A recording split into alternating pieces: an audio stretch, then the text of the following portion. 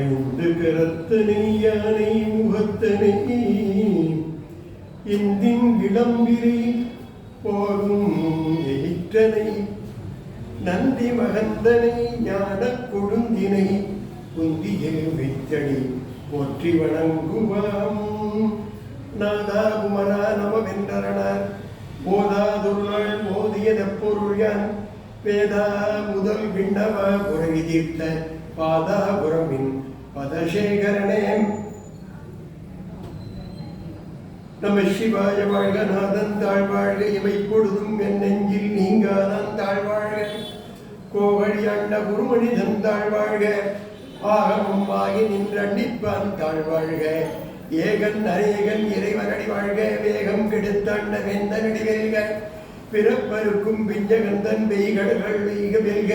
புறத்தாக்குச் சேயோந்தன் பூங்கடல்கள் வெல்க.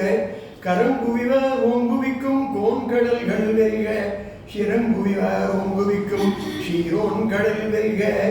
ஈசனடி போற்றி எந்தையடி போற்றி தேசனடி போற்றி சிவன் சேவடி போற்றி நேயத்தே நின்ற நிபதனடி போற்றி மாய பிறப்பருக்கும் மன்னனடி போற்றி. இப்படி மாணிக்க வாசகர் சொல்றார். சிவனவன் என் சிந்தையில் நின்றதனால் அவனோடாலே அவன் தாழ் வணங்கி என்று இறைவனை வணங்கணும். சிவபெருமானை சிந்திக்க வேண்டும். அவனை நினைந்து தொண்டு புரிய வேண்டும் என்றால் அவன் அருளில் இருந்தால் தான் முடியும். அதனால்தான் இன்னைக்கு நம்ம இந்த பெரியவரான தொடர்புடைய செய்யணும் என்று நம்ம பிரம்மக்கிய சபையில ஏற்பாடு பண்ணி அதை நான் இன்னைக்கு சொல்லணும், அவர்கள் அதை நடத்த வேண்டும் என்று அவருடைய எண்ணம் ஏற்பட்டிருக்கு. இதை சொல்ல வேண்டிய ஒரு பாக்கியமானது கிடைத்திருக்கிறது என்றால் அது சிவனவன் என் சிந்தைகள் நின்றதனால் அவனோடாலே அவன் தான் வணங்கக்கூடிய ஒரு வாய்ப்பு இருந்தால் இடையிலே வரக்கூடியது இடையூறு. அதனால கம்பர் சொல்லுவார், யாக சம்ரட்சணத்திற்கு இடையூறு வரக்கூடியதை இடையிலே வருவதனாலே ஏற்படக்கூடிய இடையூற்றை நீ நீக்குவாய் ராமா அப்படின்னு. அப்படி எத்தனை தடைகள் வந்தாலும் இறைவனுடைய சிந்தை மாறாமல் நம்ம வழிபட வேண்டும். எதிர்ப்பு இருக்கு அப்படி இறைவனை வழிபடுவதற்கு பல முறைகள். ஒன்று, நம்ம எல்லாம் வழிபாடு செய்கிறோம். தர்மம், அறம், பொருள், இன்பம், வீடு கிடைக்கிறது. தர்மார்த்த காம மோட்சம். அறம், பொருள், இன்பம், வீடு கிடைக்கும் பொழுது, வீடு வெற்றி கிடைக்கும் பொழுது அந்த வீடு வெற்றிலே 3 நிலைகள் சாரூபம் என்று, அதாவது அவருடைய வடிவத்தையே நாம் கைலைங்கிரி சென்றால் கைலைங்கிரி சுப்பிரமணிய போல நீலருத்திரர், பீமருத்திரர், இப்படி எத்தனையோ ருத்திரர்கள் இருக்கிறார்கள். அது சாரூபம். அவருடைய அருகிலே இருந்து கண்ணப்ப நாயனாரை போல தொண்டு செய்யக்கூடிய ஒரு வாய்ப்பு இருக்கிறது. கைலைங்கிரியிலே அவருடைய இடப்பக்கத்திலே நின்று கொண்டு அந்த கண்ணப்ப நாயனார் கூட இருக்கக்கூடிய சாமீபியம், சமீபத்தில் இருப்பது. 3வது நிலை 2 கலப்பது. ஞானசம்பந்த பெருமான் ஆச்சாரபுரத்திலே திருமணம் புரிந்தவுடனே அந்த இடத்திலே இறைவனோடு 2 கலந்தார், ஜோதியுள் கலந்தார். அது சாயுக்கியம் என்ற பெயர். அப்படி இந்த சுந்தரமூர்த்தி சுவாமிகள் போன ஆடி சுவாதியிலே நம்ம சுந்தரமூர்த்தி நாயனாருடைய தோற்றத்தை பற்றி சொன்னோம், சேக்கிழாருடைய பெருமையை சொன்னோம். அப்ப ஆடி சுவாதியிலே பிறந்தார் சுந்தரமூர்த்தி நாயனார். ஆடி சுவாதியிலே தான் சிவனவத்தை அடைந்தார். இது அவருக்கு ஒரு அமைப்பு. அப்படி இந்த ஆடி சுவாதியிலே நடுநாடு என்ற ஒரு இடத்திலே நடுநாட்டினுடைய கிளையாகி திருமுனைப்பாடி என்ற ஊரிலே அந்த இடத்திலே சைவ நெறியில் விளங்கக்கூடிய சிவத்தொண்டராகிய ஷடங்கவி சிவாச்சாரியாருக்கு திருமகனாக இந்த சுந்தரமூர்த்தி நாயனார் அவதாரம் பண்ணினார். அப்ப அந்த இடத்துல ஆதிசீவ மரபிலே பிறந்தார் சுந்தரமூர்த்தி நாயனார். அவர் நல்ல சின்ன குழந்தையாக இருந்து கொண்டு ஐம்படை ஜாதி, கையிலே வலைகள், இதெல்லாம் ஒரு சிறு குழந்தையாக அப்படி தளிர் நடைப்பருவம் வந்தது. தளிர்நடை பருவத்திலே நடந்து கொண்டு செல்கிறார். அப்பொழுது நரசிங்க முனையனர் என்ற முனையரையன் என்ற ஒரு சிற்றரசன், அந்த நரசிங்க முனையரன் என்ற சிற்றரசன் அந்த வீதியிலே வந்து கொண்டிருக்கும் பொழுது இந்த சுந்தரமூர்த்தி நாயனாருடைய அழகை கண்டு மயங்கி இவரை தான் எடுத்துக்கொள்ள வேண்டும், தத்தெடுத்துக் கொள்ள வேண்டும் என்று விரும்பினார் அந்த நரசிங்க முனையர். உடனே அந்த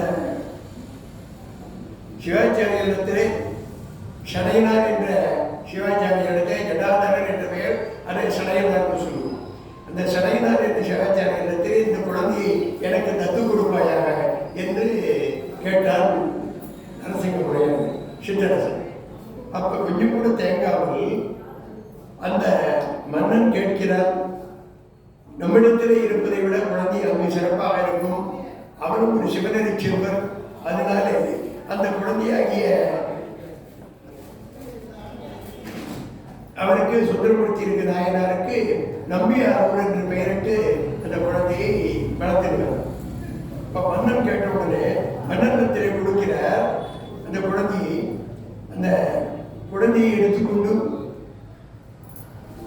வைதிக காரியங்கள் இருக்கக்கூடிய வைதிக திருவுருவும் மன்னர்களுக்குரிய கல்வியும் இது இரண்டுமாக கலந்து அந்த குழந்தையானது வளர்ந்து வருகிறது. அப்ப சடையப்ப சிவாச்சாரியர் தன்னுடைய மைந்தனை மண்மைந்தனாக தந்தார். நரசிங்க முனையரை கேட்டவுடனே கொடுத்து விட்டார். வள்ளுவர் சொல்லுவார், இவன் என்னும் இவன் உரையாமை ஈர புலனுடைய கண்ணோயுடைய அப்படின்னு ஒருத்தர் கேட்டா ஒரு பொருள் கொடுத்தா அதை நல்ல மனமுடையவர்களுக்கு உடனே கொடுத்து வேண்டும் என்ற எண்ணம் ஏற்படும். அப்படி உடனே கொடுத்து விட்டார் அந்த சிவாச்சாரியர், சடையப்ப சிவாச்சாரியர் கொடுத்தார். அப்ப அந்த குழந்தையை அந்தனர் தெருவும் அரசர் தெருவும் ஒருங்கே புரிய அந்த குழந்தையானது வளர்ந்து வருகிறது. அரசர் திரு என்றால் அனைவரும் சொல்லுவார், அஞ்சாமை, ஈகை, அறிவு, ஊக்கம், இன்னார்க்கும் எஞ்சாமை எதற்கு ஏற்படும் அப்படின்னார். பயம் இருக்கக்கூடாது, கேட்டவர்களுக்கு கொடுக்கக்கூடிய கொடைத்திறன் இருக்க வேண்டும், ஈகை, எதிலும் ஊக்கம் இருக்க வேண்டும், இதை எல்லாம் இருக்கக்கூடிய பயமில்லாத தன்மை இருக்க வேண்டும். அப்படி இருக்கக்கூடியதான் அந்த அரசனுடைய இயல்பு. அப்படி அரசனுடைய இயல்பை உடையவராக இருந்தார்.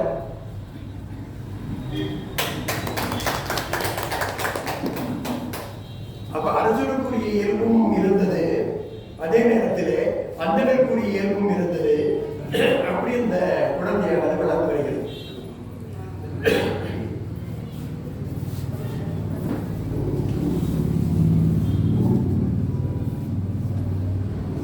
அப்ப உரிய காலம் வந்தது. அப்ப நம்பியானவருக்கு உபநயனம் பண்ணணும். அப்ப உபநயனை விதி முடித்து அவனுக்கு இந்த குழந்தை வளர்ந்து வருகிறது. அஞ்சாமை, அறிவு, ஊக்கம், என்னாக்கும் எஞ்சாமை வேந்தற்கு ஏறுவதுன்னு சொன்னதை போல காலத்தால் செய்த உதவி ஞானத்திற்கான பெருதி என்றபடி இதையும் காலம் கருதி செய்ய வேண்டும். அதனால காலம் கருதி எந்த காலத்திலே உபநயனம் செய்ய வேண்டுமோ அந்த காலத்திலே உபநயன விதியை முடித்தார். உபநயன விதியை முடித்தவுடனே மணப்பருவம் எய்தினார் சுந்தரமூர்த்தி. அப்ப நம்பியார் ஒரு மணப்பருவம் எய்த உடனே அரசர் குலத்திலே இருக்கக்கூடிய ஒரு பெண்ணை பார்க்கல நரசிங்க முனையர்கள். பெற்ற தந்தை யாரை விரும்புகிறார், எந்த மணப்பெண் வர வேண்டும் என்று நினைக்கிறாரோ அத்தகைய மணமகளை தேர்ந்தெடுப்பதற்காக இந்த சடையனாரிடத்திலே ஒப்படைத்தார். சடையனார் அருகில் உள்ள ஒரு ஷடங்கவி சிவாச்சாரியான பேர். ஷடங்கவி என்பது வடமொழி சொல். சிக்ஷா, வியாக்கரணம், நிருத்தம், சந்தஸ், ஜோதிஷம் அப்படின்னு. இது அரிய தமிழை சொல்லும் பொழுது சிக்ஷானா மொழியியல், அதாவது உச்சரிப்பு முறை, இலக்கணம், வியாக்கரணம், செய்யுள் இலக்கணம், வானவியல், ஜோதிடம், ஷடங்க முறைகள், கர்ம விதிகள், நிருத்தம்னா சொற்பிறப்பியல், இந்த எழுத்து எதிலிருந்து வந்தது, அது எந்த இடத்திலிருந்து உண்டானது, எந்த மொழிகள் சேர்ந்ததனாலே வந்தது என்று சொற்பிறப்பியல்கள். இதுதான் சிக்ஷா, வியாக்கரணம், சந்தஸ், நிருத்தம், கல்பம், ஜோதிடம் என்று சொல்றோம். இதை தமிழில் சொல்லும் பொழுது ஒலியியல், இலக்கணம், செய்யுள் இலக்கணம், வானவியல், சடங்கு முறைகள், கடவுளிகள், சொற்பிறப்பியல் என்று சொல்லுவோம். இத்தையும் கற்றவர் அந்த சடங்கவி சிவாச்சாரியார். இந்த சடங்கவி சிவாச்சாரியருடைய மகள் மிகவும் குணம், கோத்திரம், குணம் எல்லாத்தையும் சிறந்து விளங்குகிறது. அப்படி சிறந்து விளங்கக்கூடிய அந்த பெண்ணை தரப்பினருடைய சம்மதத்தோடு கூட திருமண ஏற்பாடுகள் புத்தூர் என்ற ஊரிலே நடந்தது. அப்போ புத்தூர் என்ற ஊரிலே திருமணம் செய்ததாக நிச்சயிக்கப்பட்டது. அப்ப புத்தூர் பெரிய விழாக்கோலம் போட்டது. எல்லாரும் பார்த்தார்கள், சரியான ஜோடி பொருத்தமாக இருக்கிறது. இந்த நம்பியாரவருக்கு, இந்த வந்தொண்டருக்கு, இவருக்கு நம்பியாரவருடைய பேரு, தம்பிரான் தோழருடைய பேரு, சுந்தரமூர்த்தி நாயனார் ஒரு பேரு, வந்தொண்டர் ஒரு பேர், இத்தனை பெயர்களுடைய அந்த நம்பியாரவருக்கு ஏற்ற மணமகள் தான் இந்த சடங்கவி சிவாச்சாரியருடைய மகள் என்று முடிவு செய்தார்.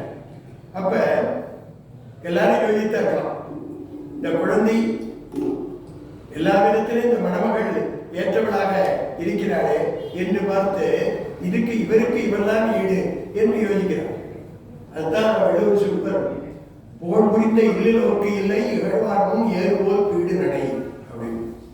அதாவது ஒருத்தருக்கு நல்ல மனைவி வாய்க்கப்படவில்லை என்றால் புகழ் புரிந்த இல்லோருக்கு இல்லை இகழ்வார்மும் ஏறுவோர் வீடு நடை. எத்தனைதான் பெருமை இருந்தாலும், எத்தனை புகழ் இருந்தாலும், எத்தனை செல்வம் இருந்தாலும் அவன் வீடு நடையாக ஒரு செருக்கூட தன்மானத்தோடு கூட கௌரவமாக நடப்பதற்கு முடியாது. அத்தகைய நற்குணங்கள், நல் பண்புகள் இருக்கக்கூடியவளாக ஒரு பெண் அமைய வேண்டும் என்று மனைமாட்சியில் சொன்னார். அதோட அவர் சொன்னார், மனைத்தக்க மாண்புடைகள் ஆதித்தற்கொண்டால் வளர்த்துக்கால் வாழ்க்கை துணை. இதுக்கு என்ன அர்த்தம்னா, நிறைய பொருள் இருக்கலாம், பொருள் இல்லாமல் இருக்கலாம், அந்த குடும்பத்தில் வசதி குறைவாக இருக்கலாம், வசதி அதிகமாக இருக்கலாம். எப்படி இருந்தாலும் ஒரு இல்வாழ்விலே இருக்கக்கூடிய ஒரு பெண்மணியானவள் தன்னுடைய சக்திக்கு தகுந்தபடி செலவழிக்கக்கூடிய ஒரு மனைவி அமைந்தால் அதுவே பெரிய வரம் அப்படின்னு. அவர் ஒரு பெரிய வீடு கட்டியிருக்கார், நம்மளும் மாதிரி வீடு கட்டணும், நீங்க 4 பேங்க்ல கடன் வாங்குவோம் அப்படின்னு சொன்னா அந்த குடும்பம் ஒன்றும் பிரயோஜனப்படாது. நமக்கு தெரிந்த ஒரு இடத்துல மேற்கொண்டு வெளிநாட்டுக்கு அனுப்பி கல்விக்க சொல்லுகிறார், நானும் அதையே செய்ய வேண்டும், அதனால நம்முடைய வீட்டிலெல்லாம் வந்து படிக்க வைப்போம்.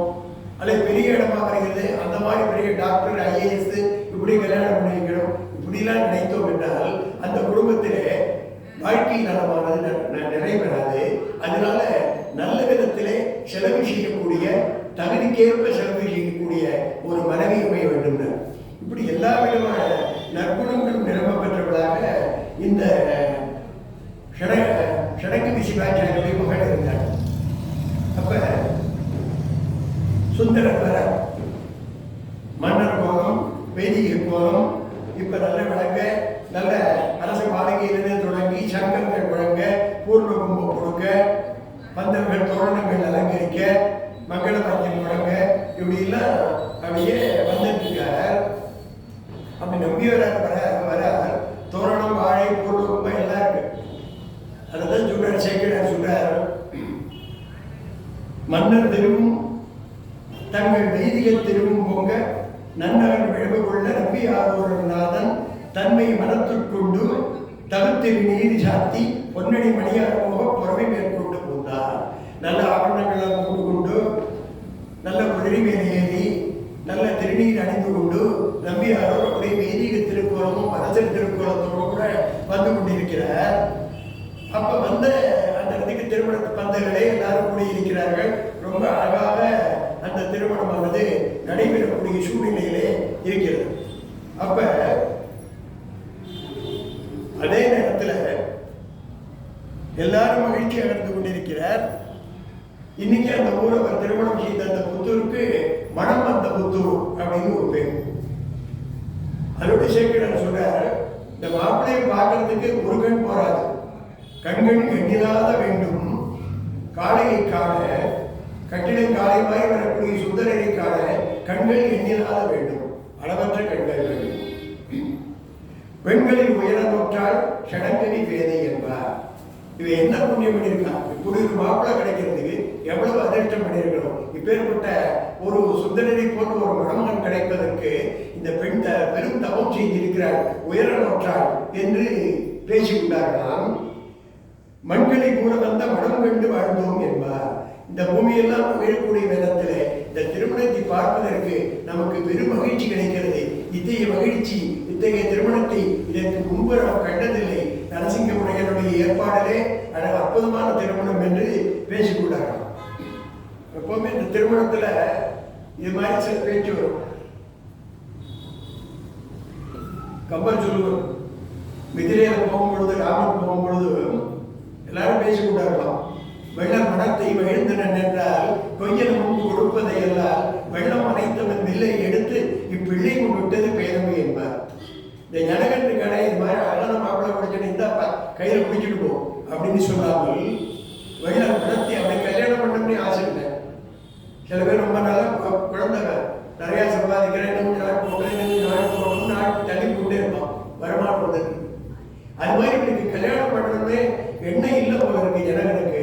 அதனால வெள்ள மனத்தை மகிழ்ந்து நின்றால் கொய்யல ஒன்று கொடுப்பதை எல்லாம் கொடுக்க வேண்டியதானே, எதுக்கு யோஜனை பண்ணலாம்? இவ்வளவு பெரிய வில்லெடுத்து சிவதரசு இதை முடிச்சாதான் கல்யாணம் நினைச்சானே அப்படின்னா. அது மாதிரி இந்த திருமணத்தில் எல்லாரும் என்ன நினைத்தார்களா, அற்புதமான ஜோடி, இது மாதிரி ஒரு மணமகன், இது மாதிரி ஒரு மணமகன் ஜோடி இல்லை என்று பார்த்து பெண்களின் நிறைந்த கீதம் ஆடுவார்கள். நிறைய பாடல்கள் பாடுவதும் மகிழ்ச்சியை ஆடுவதும் மக்கள் எல்லாம் ஒரே மகிழ்ச்சியாக உலாகமாக இருந்து கொண்டிருக்கிறார். அப்ப கைலைமலையில் இருக்கும் பொழுது அந்த சிவபெருமானுடைய உருவத்தை அந்த ஒரு கண்ணாடியில பார்க்கிறார். மகாசோட சீக்கிர வித்தியை தான் கண்டார். தன்னுடைய முகத்தை தன்னுடைய ஆத்மாக்குள்ளே கண்டார். இந்த திருக்கையில மலையில ஒரு பக்கத்தில் சீப்பு, ஒரு பக்கத்தில் கண்ணாடி போடுறா வச்சிருப்பாங்க கிடையாது. அது மகாசோட சீக்கிர வித்தி, அதாவது தன்னுடைய உருவத்தை தனக்குள்ளே கண்டார், தன்னைத்தானே கண்டார். அப்ப அவருடைய உருவத்திலிருந்து ஒரு உருவம் வெளிப்பட்டது, சுந்தரா கண்டார். அங்கு முயமையுடைய நிழலில் இருந்து அனிந்திதி கமலினிங்கிற 2 பெண்கள் வந்தார். அப்ப இவர்கள் மலர் பெய்து கொண்டிருக்கும் பொழுது ஒருவரை ஒருவர் பார்த்து ஒரு மனதிலே ஒரு விருப்பம் ஏற்பட்டது. அப்போதே சிவபெருமான் சொன்னார், பலன்களுக்கெல்லாம் அப்பாற்பட்ட உலகம் இது. அதனால இந்த பலன்களுக்கு அப்பாற்பட்ட இந்த உலகத்திலே உன்னுடைய மனத்திலே பலன்களுக்கு வசமாகி இந்த அனிந்திதி கமலினியை பார்த்து விட்டதுனாலே பூவுலகில் பிறந்து இன்பங்களை துய்ப்பாயாக அப்படின்னு. அப்ப தேவதேவனே, நான் மறுபடியும் பிறந்து பிறந்து பிறந்து கிடைத்து எத்தனை பிறகு எடுக்கிறது, புல்லாகி பூடாய் புழுவாகி பல்விருகமாய் பாம்பாகி இப்படிலாம் எத்தனை பிறக்கிறது, என்னை தாங்கள் தான் தடுத்தாட் கொள்ள வேண்டும் என்று கேட்டார். அப்படியே ஆகுக என்று சொல்லி சிவபெருமான் அருள் செய்திருக்கிறார். அதனால பூமியிலே சுந்தரனார் நம்பியார் என்ற பெயரே திருநாவலூரிலே பிறந்தார். அந்த கமலினியாரும் அனிந்திதியும் வேறு இடத்துல பிறந்தார். அப்ப இந்த கைலாய மலையிலே கொடுத்து வாக்குறுதிற்காக நேர சிவபெருமான் சுந்தரனை திருமணத்திலிருந்து தடுத்தாட் கொள்வதற்காக வரார். அப்படி வரும் பொழுது அவர் என்ன பண்ணார், தலையில சந்திரகலை இருக்கு இல்லையா, அந்த சந்திரகலை அப்படியே நடைமுடி மாதிரி ஆயிடுத்தான். கையில வைத்திருக்கக்கூடிய திரிசூலம் இருக்கே, அது ஊன்றுவதாக தடி போல மாற்றி கொண்டாராம். மேலே இருக்கக்கூடிய தன் புலிய ஆடை, பிடித்திர ஆடை, ஆடை தோலகத்தையெல்லாம் நல்ல வஸ்திரமாக தூய்மையான வெண்ணிற ஆடையாக மாற்றிக்கொண்டு தளர்ந்த நடையோடு கூட மேல் உத்தரீதி சுற்றி போட்டுக்கொண்டு காதலை வெண்குழியாட அப்படியே விழுந்து அந்த தெய்வ ஒளி வீச திருநீர் பூச்சிக்கொண்டு அழகிய தோற்றத்தோடு கூட அந்த இடத்துல வந்து வருகிறார் அந்த குடப்பத்தல். அவருடைய தோற்றத்தையும் இந்த ஒளி கண்டு எல்லாரும் வர வேண்டும் வர வேண்டும் என்று உபச்சரிக்கிறார். அவர் ஏற்றுக்கொண்டு நடத்தி வருகிறார். அப்ப நெருப்பை முடிந்த மூங்கில் தடி கையில் வச்சிருக்கார், நெருப்ப புல். அந்த நெருப்பை புல் அவர் அட்டநாகன் சங்கர் குடிக்கன் காக்கோடு இந்த பாம்பு இருக்கு இல்லையா, அது ஒரு பாம்பை எடுத்து நெருப்பை முடியாக மாற்றி சூலத்தை தடியாக்கி கொண்டு வருகிறார். அப்ப கிழவன் வடிவு கொண்டு இங்க வந்த இடத்துல மனவந்த புத்தூருக்கு வர ஈசனின் பொலிவு கண்டு எல்லாரும் வர வந்து மகிழ்ச்சியோடு வரவேற்கிறார். இதே சுந்தரரே நம்பியாருடனே போய் அவர் திருவடிகளிலே விழுந்து வணங்குகிறார். அப்படி வணங்கின உடனே நன்றாயுது என்று வாழ்த்திவிட்டு முக்கட்பரவன் நம்பியாரூராகிய சுந்தரிடத்துல, அப்பனே நம்பியாரூரே, உனக்கும் நமக்கும் நீண்ட நாளா ஒரு தொடர்பு இருக்கு. அந்த நீண்ட நாள் தொடர்பு நமக்குள்ளே இருப்பதனால நமக்குள்ள ஒரு வழக்கு இருக்கு. அந்த வழக்கினுடைய காரணமாக அந்த வழக்கை தீர்த்த பிறகுதான் நீ திருமணம் கொடுத்துக் கொள்ள வேண்டும் என்று சொல்றான். என்ன வழக்கையா அப்படின்னு எல்லாரும் கேட்கிறார். அந்தனருக்கு குலத்திலே பிறந்தவர்கள் இருவரும் நீரும் வந்தனர், அந்தனர்களுக்குள்ளே வழக்கில்லை, யாக்கியம் இல்லை, அப்படி அனுசரித்து போவார்களே, இது என்ன ஆச்சரியமாக இருக்கிறது என்று பேசினார்கள்.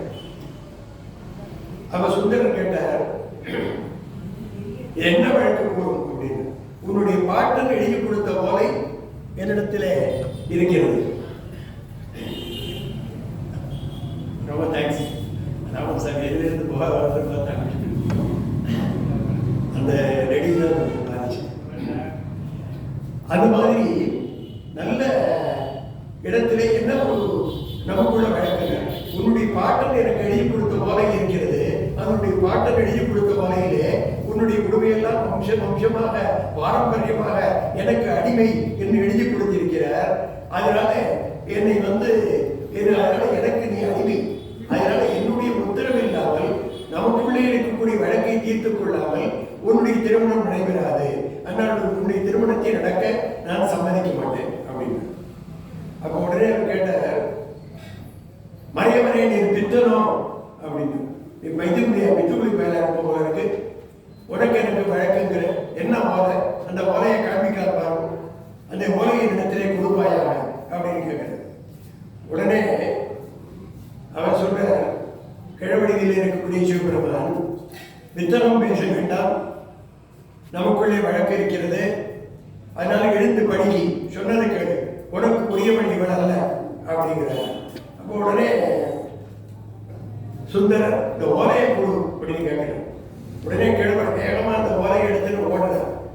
அப்ப சிவபெருமானை தொடர்ந்து சுந்தரரும் ஓடுறார். ஆலமுண்ட நீலகண்டரை சுந்தரனை தவிர வேற யாரை தொடர முடியும்? அவர் தான் ஓடி போய் அவரை பிடிக்க முடியும். அப்படினால அந்த அலால விழுத்திய ஆலமுண்ட நீலகண்டனாக இருக்கக்கூடிய சிவபெருமானை பின்தொடரக்கூடிய ஆற்றல் அந்த சுந்தரனுக்கு தானே உண்டு. அதனால ஓடி சென்று அப்படியே பிடிக்கிறார்.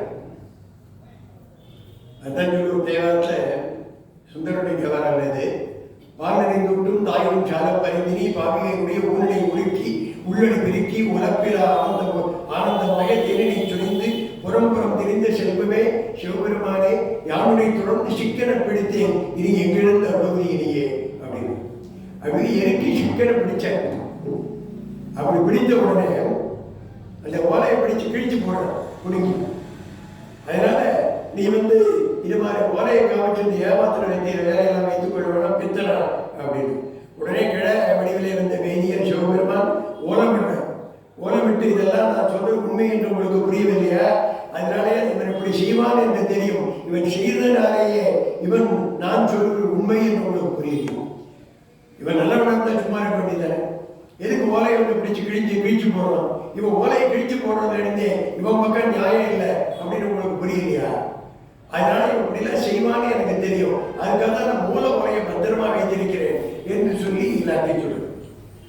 அப்போ மூல ஓலையை காண்பீர்கள் அப்படின்னு. நீங்க இவனை நம்பியார் ஓலையை இறக்கி பிடித்துக் கொள்ளுங்கள், நான் மூல ஓலையை காண்பிக்கிறேன் அப்படின்னு. அப்போ உடனே அவர்கள்லாம் கேட்கிறார், அவையோர்லாம் உமது ஊர் என்ன முதல்ல சொல்லுவோம். உங்களுடைய ஊர் என்ன, பெயர் என்ன, நீர் யார், எந்த ஊரில் இருந்து வந்திருக்கிறேன் என்று கேட்கிறார். அப்ப அவர் சொல்ற, என்னுடைய ஊர் திருவண்ணைநல்லூர் தான் என்னுடைய ஊர். என்னுடைய பெயர் அந்த திருவண்ணைநல்லூரில் இருக்கக்கூடிய கிருபாபுரீஸ்வரர் என்ற அதே பெயர் தான் என்னுடைய பெயர். என்னுடைய முன்னோர்கள் அந்த மூலஸ்தானத்தில் இருக்கக்கூடிய பெருமானுடைய பெயரைத்தான் வைத்திருக்கிறார்கள். அதனால இறைவனுடைய பெயர் தான் என்னுடைய பெயர். அதனாலே நான் இவனுக்கு தலைவன். இவனுடைய பாட்டன் வழிவழியாக எனக்கு அடிமை என்று ஓலை எழுதி கொடுத்திருக்கிறார். அதனால திருவண்ணைநல்லூரிலே எழுதப்பட்ட அந்த ஓலையானது என்னுடைய கையிலே இருக்கிறது. அப்ப மக்கள்லாம் சொன்னார்கள், அந்த திருமண பத்திரம் இருக்கக்கூடியவர்கள், நீ ஒரு வழக்க கொடுத்துட்ட, யார்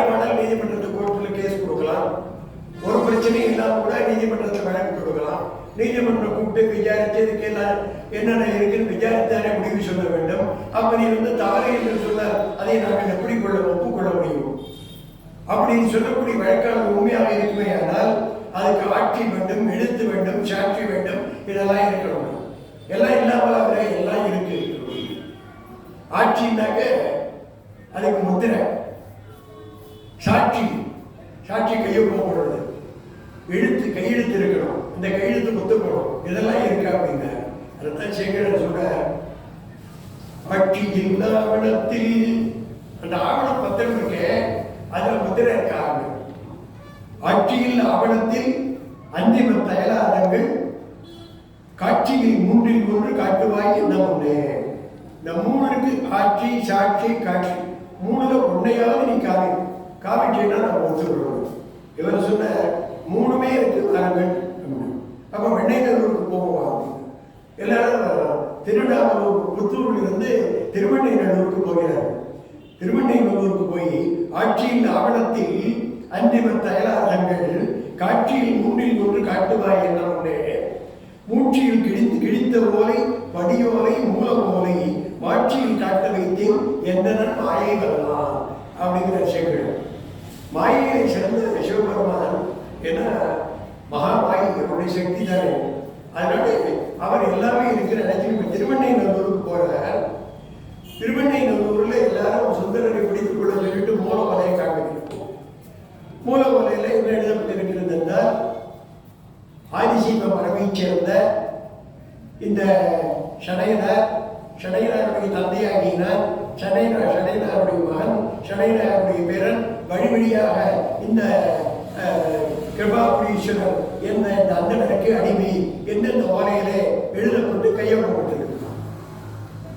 உடனே அன்னைக்கு இருக்கக்கூடிய அந்த சாட்சி எழுத்து கொண்ட நபர்கள் அதே ஒரு வெள்ளையில் இருந்தவர்கள் இருக்கக்கூடிய காலஞ்சென்றவர்கள் அவருடைய கையெழுத்து 2 தலைமுறை ஆயிடுச்சு. இதெல்லாம் அந்த கையெழுத்து நான் ஒத்துக்க முடியாது அப்படின்னு நான் சொல்றேன். அப்ப அவர் கேட்டார், ஓலை நெருக்குகள் உங்களுடைய அவரவர்கள் வீட்டில் இருக்கும். நான் சொல்றவங்கலாம் இந்த ஊர்ல இருக்காங்க. அம்மா இதே போலதான் இருந்தார்கள்.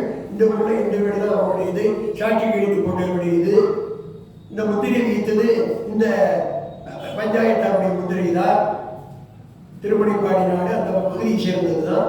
அதனால அவருடைய மூலமுறை வீட்டில் கையெழுத்து இருக்குமே, இந்த சுவடி இருந்தாரு. அந்த பழைய சுவடிகளை எடுத்துக்கொண்டு ஒப்பிட்டு பார்த்தால் இந்த கையெழுத்தும் அதில் போட்டிருக்கிற கையெழுத்தும் 2 ஒன்றாக இருக்கும். அப்ப சாட்சி கையெழுத்துக்கள் எல்லாம் உண்மை என்று நிரூபணம் ஆயிடுச்சு. முத்திரை இருக்கா, மூலமுறை இவர் கையில் இருக்கு. அதில் எழுதப்பட்ட வாசகங்கள் இவர் அடிமை, நம்பியாருடைய குடும்பம் அடிமை என்று எழுதப்பட்டிருக்கிறது. இதெல்லாம் ஒப்பிட்டு பார்த்து யாரும் சரியாகத்தான் இருக்கு. அதனால நம்பியாருடைய ஓலையிலே திருநாவலூர் ஆதிசி குலத்தைச் சேர்ந்த ஆரூரனாகியதான் திருவெண்ணைநல்லூர் காருணிகனுக்கு திருவெண்ணைநல்லர் கருணிகன் என்று அது பக்கத்தில் பித்தனுக்கு அப்படின்னு ஒரு அர்த்தம்.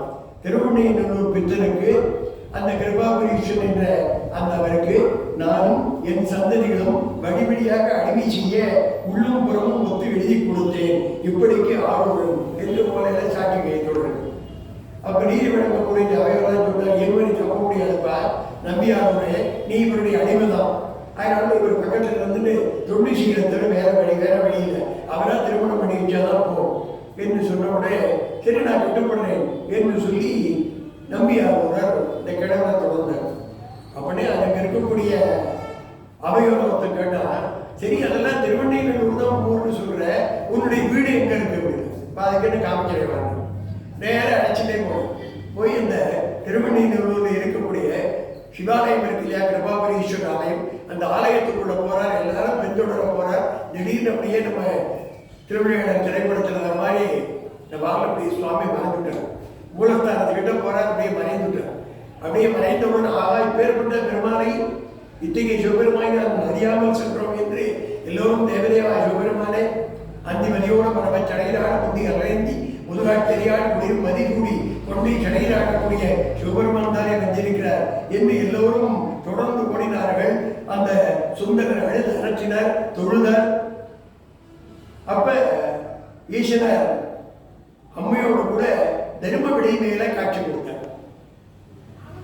நந்திகேஸ்வரர் இங்க இருக்க இந்த நந்திக்கு பேர் போகநந்தின்னு பேர். இது இந்திரனுடைய நந்தி போகநந்தி. அடுத்தாப்புல இருக்க சில கோயில 5 நந்திகள் உண்டு. அடுத்தாப்புல இருக்கிறது தர்மநந்தி. தர்மம் 4 காலில் கிருந்தையை பற்றி இப்படி ஒரு காலம் நடக்கிறது சொல்லுவோம் இல்லையா, அந்த மாதிரி தர்மநந்தி 4 பாதங்கள் நடக்கக்கூடிய யமனுடைய வடிவம், இந்திரனுடைய வடிவம் இந்த நந்தி, தர்மனுடைய வடிவம் அடுத்த நந்தி தர்மநந்தி. இது போகநந்தின்னு பேரு. அதுக்கிடத்துக்கு அவருடைய தர்மநந்தி என்ற பெயர். அதுக்கடுத்தாப்புல மால்வடி திருப்பரசமாரம்மன் முப்புறங்களில் இருக்கிறது திரிகின்ற முப்புறம் செற்றகிறாரை அரியன் என்று என்னை அயர்வுட வேண்டாம் என்று திருமூலர் சொல்லுவது.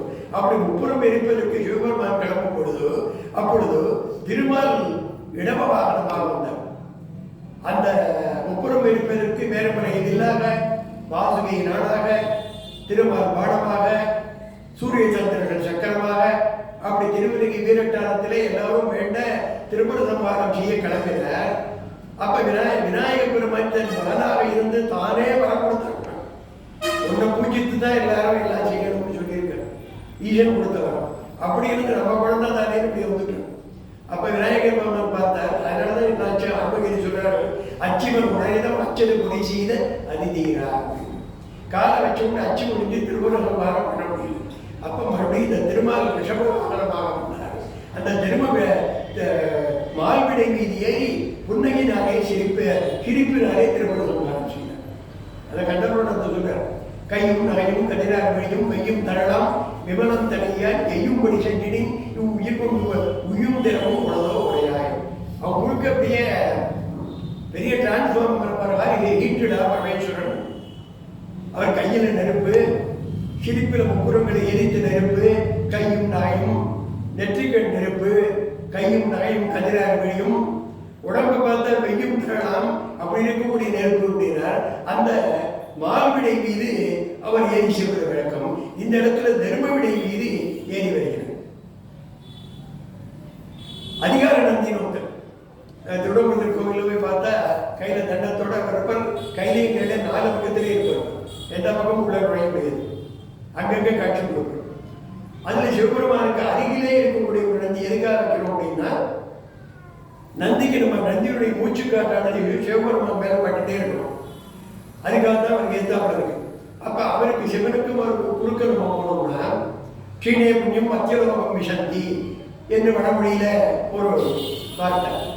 நம்ம இத்தனை எவ்வளவோ கஷ்டப்பட்டு புண்ணியங்கள் பண்ணியிருப்போம். அத்தனை புண்ணியங்களும் இந்த கிட்டக்க நந்தி கிட்டையாவது போகாம அடியவர்கள் எங்க வேணாலும் கொடுக்க போட்டோம், அந்த இடத்துக்காக போகாம இருக்க வேண்டும் என்பதற்காகத்தான் இறைவனுக்கு அருகிலே ஒரு நந்தியை வைத்தாங்க. அப்ப சிவாச்சாரியர் போறாரே, அவர் போறாரு, அவருடைய தொண்டு அவர் போய்தான் அந்த இடத்துல கொண்டு சொல்றதற்கு அதுல குற்றம் இல்லை, அவருக்கு தொண்டு புரியலாம். அப்ப இத்தனை விடைகள் இருக்கிறது. இந்த திரும்ப விடை மீது ஏறி காட்சி கொடுக்கிறார் அம்மையப்பன். அப்ப நினைத்தாலும் ஈஷா உன்னை விட வேறு யாருமே மாலைகளாலே மாணவர்களும் காணவில்லாத பெருமான், மாலரையால் நான்கு படம் காணாத மலையினை நாம் போனறிவோம் என்று மணிவாச்சிகள் சொன்னாரே. ஒன்று கண்டீர் உலகுக்கு ஒரு தெய்வம், ஒன்று கண்டீர் உலகுக்கு உயிராவது, நன்று கண்டீர் நமச்சிவாயப்படும், தின்று கண்டீர் திரு திட்டவாரே சொன்னால்தான் நாக்கு இருக்கும். அப்பேற்பட்ட எம்பெருமானை என்று உள்ள மூழ்கி அப்படியே கண்ணில் தாரதாரையாக கண்ணீர் பெருக, நாக்கு குழம்புகிறது, சுருக்கள் உள்ள, அப்புறம் உடல் உலகம் விட்டு புல்லரிக்கிறது. அப்படியே அடியற்ற மரம் போல நிலவிஷி விழுந்தார் இந்த நம்பி. அவர் வலிய வந்து என்னை ஆட்கொண்டீரே இறைவா, நான் உன்னுடைய தகுதி தெரியாமல் உன்னை அறியாமல் நிந்தனையாக பேசிவிட்டேன். சுந்தரா, என்னை நீ பாடு, பாமாலை விடனால என்னை சூட்டுவாயாக, அதற்கு மிகவும் உகந்த விஷயம். அப்ப தேவதேவனே, முப்புறங்களை எரித்தவரே, அத்தைய மாலையினாலே மாணவர்களும் உன்னுடைய அடிமுடி காணாது அண்ணாமலையிலே விளங்கக்கூடிய அருட்பெரும் ஜோதியே, அப்பேற்பட்ட முனையை நான் எப்படி பாடுவேன் என்று கேட்கிறார். நீ உனக்கு வந்தோன்ற பேரு, அதனால நீ தானே மலையோடாக வந்த பித்தனையன் கூட்டிய, அதனால பித்தா என்றே துவங்கி பாடு என்று சொல்லி பித்தன் என்றே பாடுதி அப்படின்னு. உடனே அவருடைய படை திறந்த வெள்ளம் போல வாக்கிலே வெள்ளம் கொண்டது. உடனே பித்தாக்களை சூடி பெருமானே அருளாளா என்ற ஒரு பதிகத்தை பாடுறோம்.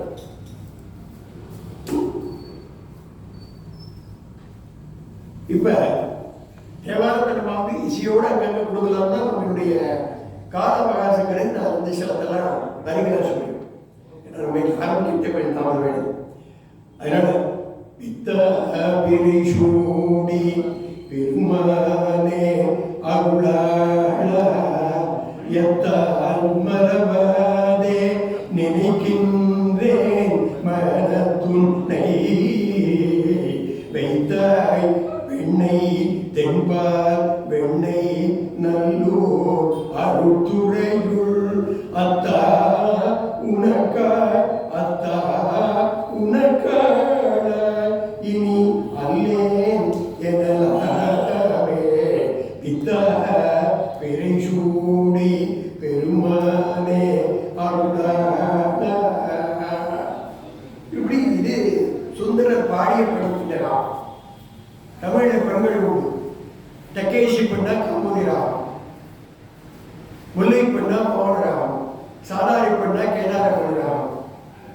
இப்படி பழம் வந்துடும் அப்படின்னா சங்கராபரணம். இன்னைக்கு இருக்கக்கூடிய மேற்கத்திய இசை எல்லாமே வந்து அந்த பழம் வந்துருங்கிற சங்கராபரண காலத்துடைய அடிப்படையில் ஏற்படுது. அதை சங்கராபரணம் சொல்ல மாட்டான், பழம் பஞ்சம்னு சொல்ல மாட்டான், மேஜர் ஸ்கேல்னு பேர் வச்சிருக்கோம். அப்படி அந்த பன்னிசையிலே பாடினார். அதை உடனே சொல்றார், நான் நாய்க்கு சமம், நாயேன் பல நாளும் நினைப்பின்ற மனத்துன்னை பேயாய் திரிந்து எய்த்தேன் பெறலாக அருள் பெற்றேன் வேயார் பெண்ணை தென்பால் பெண்ணை நல்லூர் அருள்துறையில் வாயார் உனக்காளாய் இனி அல்லேன் எனலாமே. இன்னமும் நான் உன்னுடைய அடிமைதான், இன்று முடிவை என்று முடிவை அடிமை உனக்கு நான் தொண்டனே என்று பாடுகிறார். அப்படியே தொழுது விட்டு ஈசனின் உத்தரவுப்படி பல தலங்களை போய் பாடு அப்படிங்கிறார். அப்போ உடனே நேர கிளம்பி திருத்துறையூர்ங்கிற ஊருக்கு போறார். திருத்துறையூர்ல போய் பெண்ணையார் காவிரி தென்பெண்ணை பாலாறு வெயி கண்டதோர் பொருளை நிதினு மகாகவி பாரதியார் பாடுற மாதிரி இந்த பாலாறுகளை பெண்ணையாற்றுலனா வெள்ளம் வந்தாதான் தண்ணி. ஒரு காலத்தில் அப்படி பெண்ணையாற்றிலே வெள்ளம், அப்படி வெள்ளத்திலே எப்படி இந்த வெள்ளத்தை கிடப்பது என்று எண்ணி அப்படியே நம்பி அவர்கள் தேய்த்திருக்கிறார். அப்படி சொல்பவன் நேர அந்த திருத்துறையூர் செல்வதற்கு ஒரு படகோட்டி வடிவத்தில் படகோட்டியை விட்டார். படகை ஓட்டிக்கொண்டு அந்த இடத்துல கொண்டு போய் சேர்க்கிறார். அக்கறையில அந்த திருத்துறையூர் கொண்டு போய் சேர்க்கிறார். அந்த இடத்துல திருத்துறையூர்ல இறைவனுக்கு பேர் சிட்ட குருநாதர் என்று பெயர். பஞ்ச பாண்டவர்களே பீமன் வழிபட்ட தலம். அந்த திருவண்ணை நல்லூரை சேர்ந்த சிவஞான சைவ சித்தாந்தத்திலே மெய்கண்டார் கொண்டார்.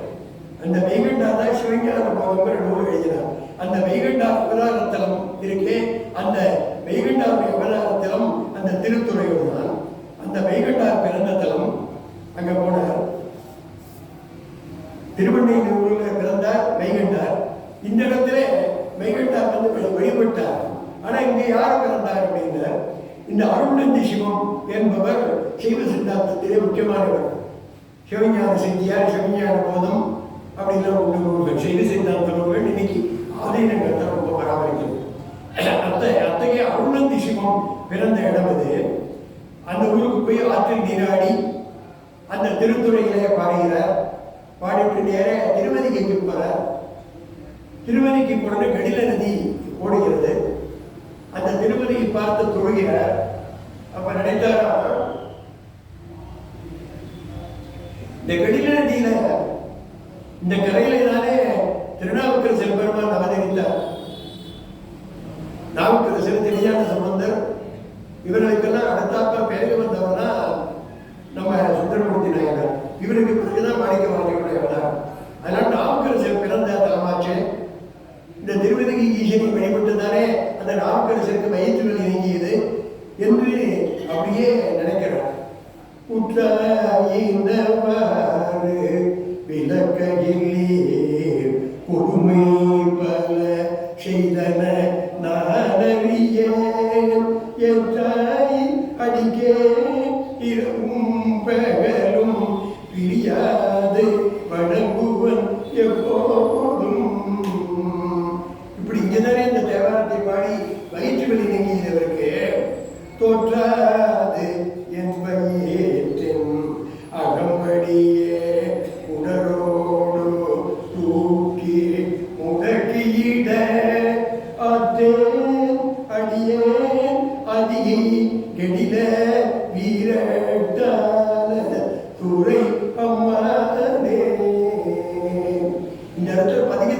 பாடினார் என்று அந்த நாமக்கரசருடைய பதிகத்தை மனதிலே சிந்தித்தார். நம்ம இந்த இடத்துக்கு போய் காலடி வைக்கக்கூடாது.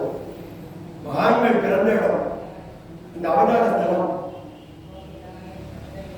இன்னைக்கு திருவண்ணாட்டில் ஞானசம்பந்த பெருமான் என்ன பண்றோம், எப்போனா நம்ம இங்க எங்கேயுமே ஊர் முழுக்க அப்படியே சிவலிங்கமா தெரியுது.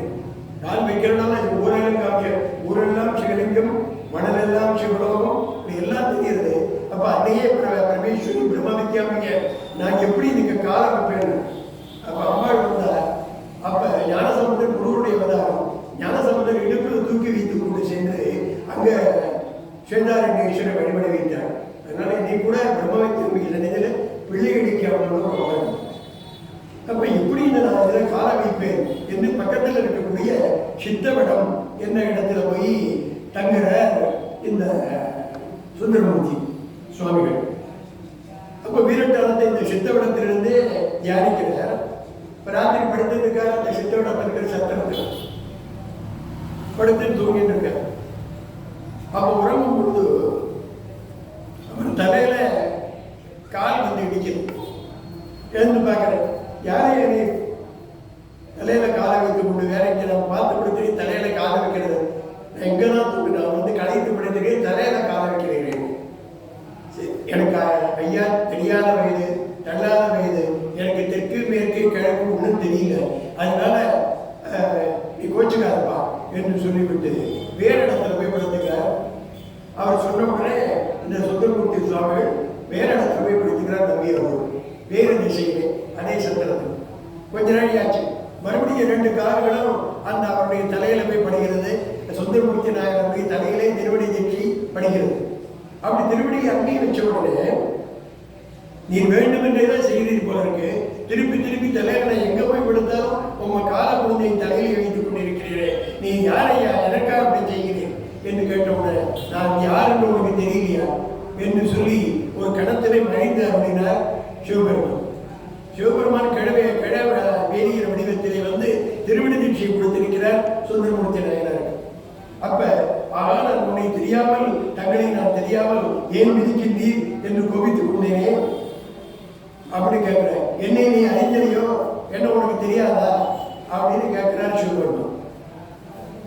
ஆஹா, எனக்கு தெரியுமே, ஆலம் கொண்ட அகலே மாலரியான நாம் மூலம் காணாத மயிலை நாம் போலறிவோம் என்று உள்ள முகங்களை பேசும் என்று அத்தகைய பெருமானே உண்மை எனக்கு தெரியாதா என்று சொல்லி, நீ எப்பேற்பட்டவர் தெரியுமா ஈஸ்வரே, எல்லா வேதங்களும் போய் பார்த்து பார்த்து காண முடியல.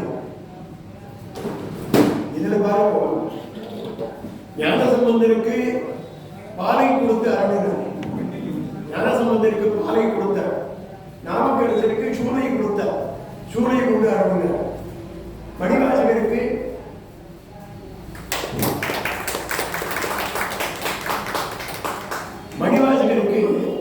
பாததீட்சை கொடுத்தார். ஆனா இந்த சுந்தரருக்கு மட்டும் ஒரு பெருமை என்ன, அவருக்கு காலை கொடுத்தார், சூளையை கொடுத்தார், பாலை கொடுத்தார், இவருக்கு ஓலை கொடுத்தார், ஓலை கொடுத்து காலையை கொடுத்தார். அப்போ ஓலையை கொடுத்து காலை திருவிடி தீட்சை கொடுத்து தடுத்தாற் கொண்டார் இந்த இவருக்கு. அப்ப அதிகம் பாடி திருவடி ஈசனை பிரார்த்திக்கிறார். வேதங்களுக்கு விடாத திருவடிகளை என்னுடைய செடி மேல வைத்தீரே என்று பாடி, அம்மானை அறியாத ஜாதியானவரே கடைமைக்குள் பெரியானை என்று ஒரு பதிகத்தை பாடிட்டு, என் முடிமேல் வைத்திடும் என்னும் ஆசையா சுந்தரன் புரிஞ்சுட்டு இருக்க ஈசன். என் முடிமேல் வைத்திடும் என்னும் ஆசையாகிற சிவபெருமானுக்கு இந்த சுந்தரத்தில் இருக்கக்கூடிய ஆசையினாலே, அன்பினாலே, அதனால என்னுடைய மேல இருக்கக்கூடிய ஆசையினால்தான் உன் திருவடியை கூட என் தலையில வச்சேன் அப்படின்னு நான் புரிந்து கொண்டேன் அப்படிங்கிறார். அங்கிருந்து நேரம் திருமாணிக்குழி போறார். திருக்கோவிலூர் போகிறார். திருமாணிக்குழிங்கிறது கடலூர்ல இருந்து 10 கிலோமீட்டர் தூரத்தில் இருக்கு. அந்த திருமாணிக்குழியில ஒரு விசேஷம் என்னன்னா, சிவபார்வதிக்கு தனித்தனி கர்ப்பகிரகம் கிடையாது. 2 பேரும் ஒரே இடத்துல உருவத்தோடு இருக்கக்கூடிய சிவலிங்க திருமேனி பக்கத்தில் அம்பாள், அவங்களுக்கு ஒரே கர்ப்பகிரகத்துல தான் கர்ப்பம். அந்த சிவபெருமானுக்கு அந்த ஒரே கர்ப்பகத்தில் இருக்கக்கூடிய திருமாணிக்குழி தலத்திலே வாமனமூர்த்தி வழிபட்ட தலம் அது. வாமனமூர்த்தியே வழிபட்டது அந்த இடத்துல சின்ன உருவத்திலிருந்து 3 அடி கட்டி பெரிய உருவத்திலே 2 அடி அளந்து 10 அடி அடி கட்டுறதுனால அந்த செய்கையினுடைய அந்த செயல் அந்த பாவமானது விலக வேண்டும் என்று இங்கே ஆவணமூர்த்தி வழிபட்டுதான் தலைமுறை. அந்த இடத்துல ஒரு திரை இருக்கும் சுவாமிக்கு. அந்த திரைக்கு தான் எல்லா வழிபாடும். அந்த திரையில யார் இருப்பார் அப்படின்னா பீமருத்திரன். இந்த பீமருத்திரனுக்கு முதல்ல பூஜை, அப்புறம் தான் அர்த்தஜாம பூஜை. அந்த கோயிலுக்கு கிடையாது. அர்த்தஜாம பூஜை எல்லாம் ஒரே மூலஸ்தானம், ஒரே இடம், ஒரே திரை, ஒரே இடத்துல தான் இருந்துச்சு. அதை பார்க்குற அதை பிடிச்சிட்டு நேர அதுல அந்த திரைக்கு தான் முதல்ல பூஜை. பீமருத்திரனுக்கு பூஜை முடிக்கும்.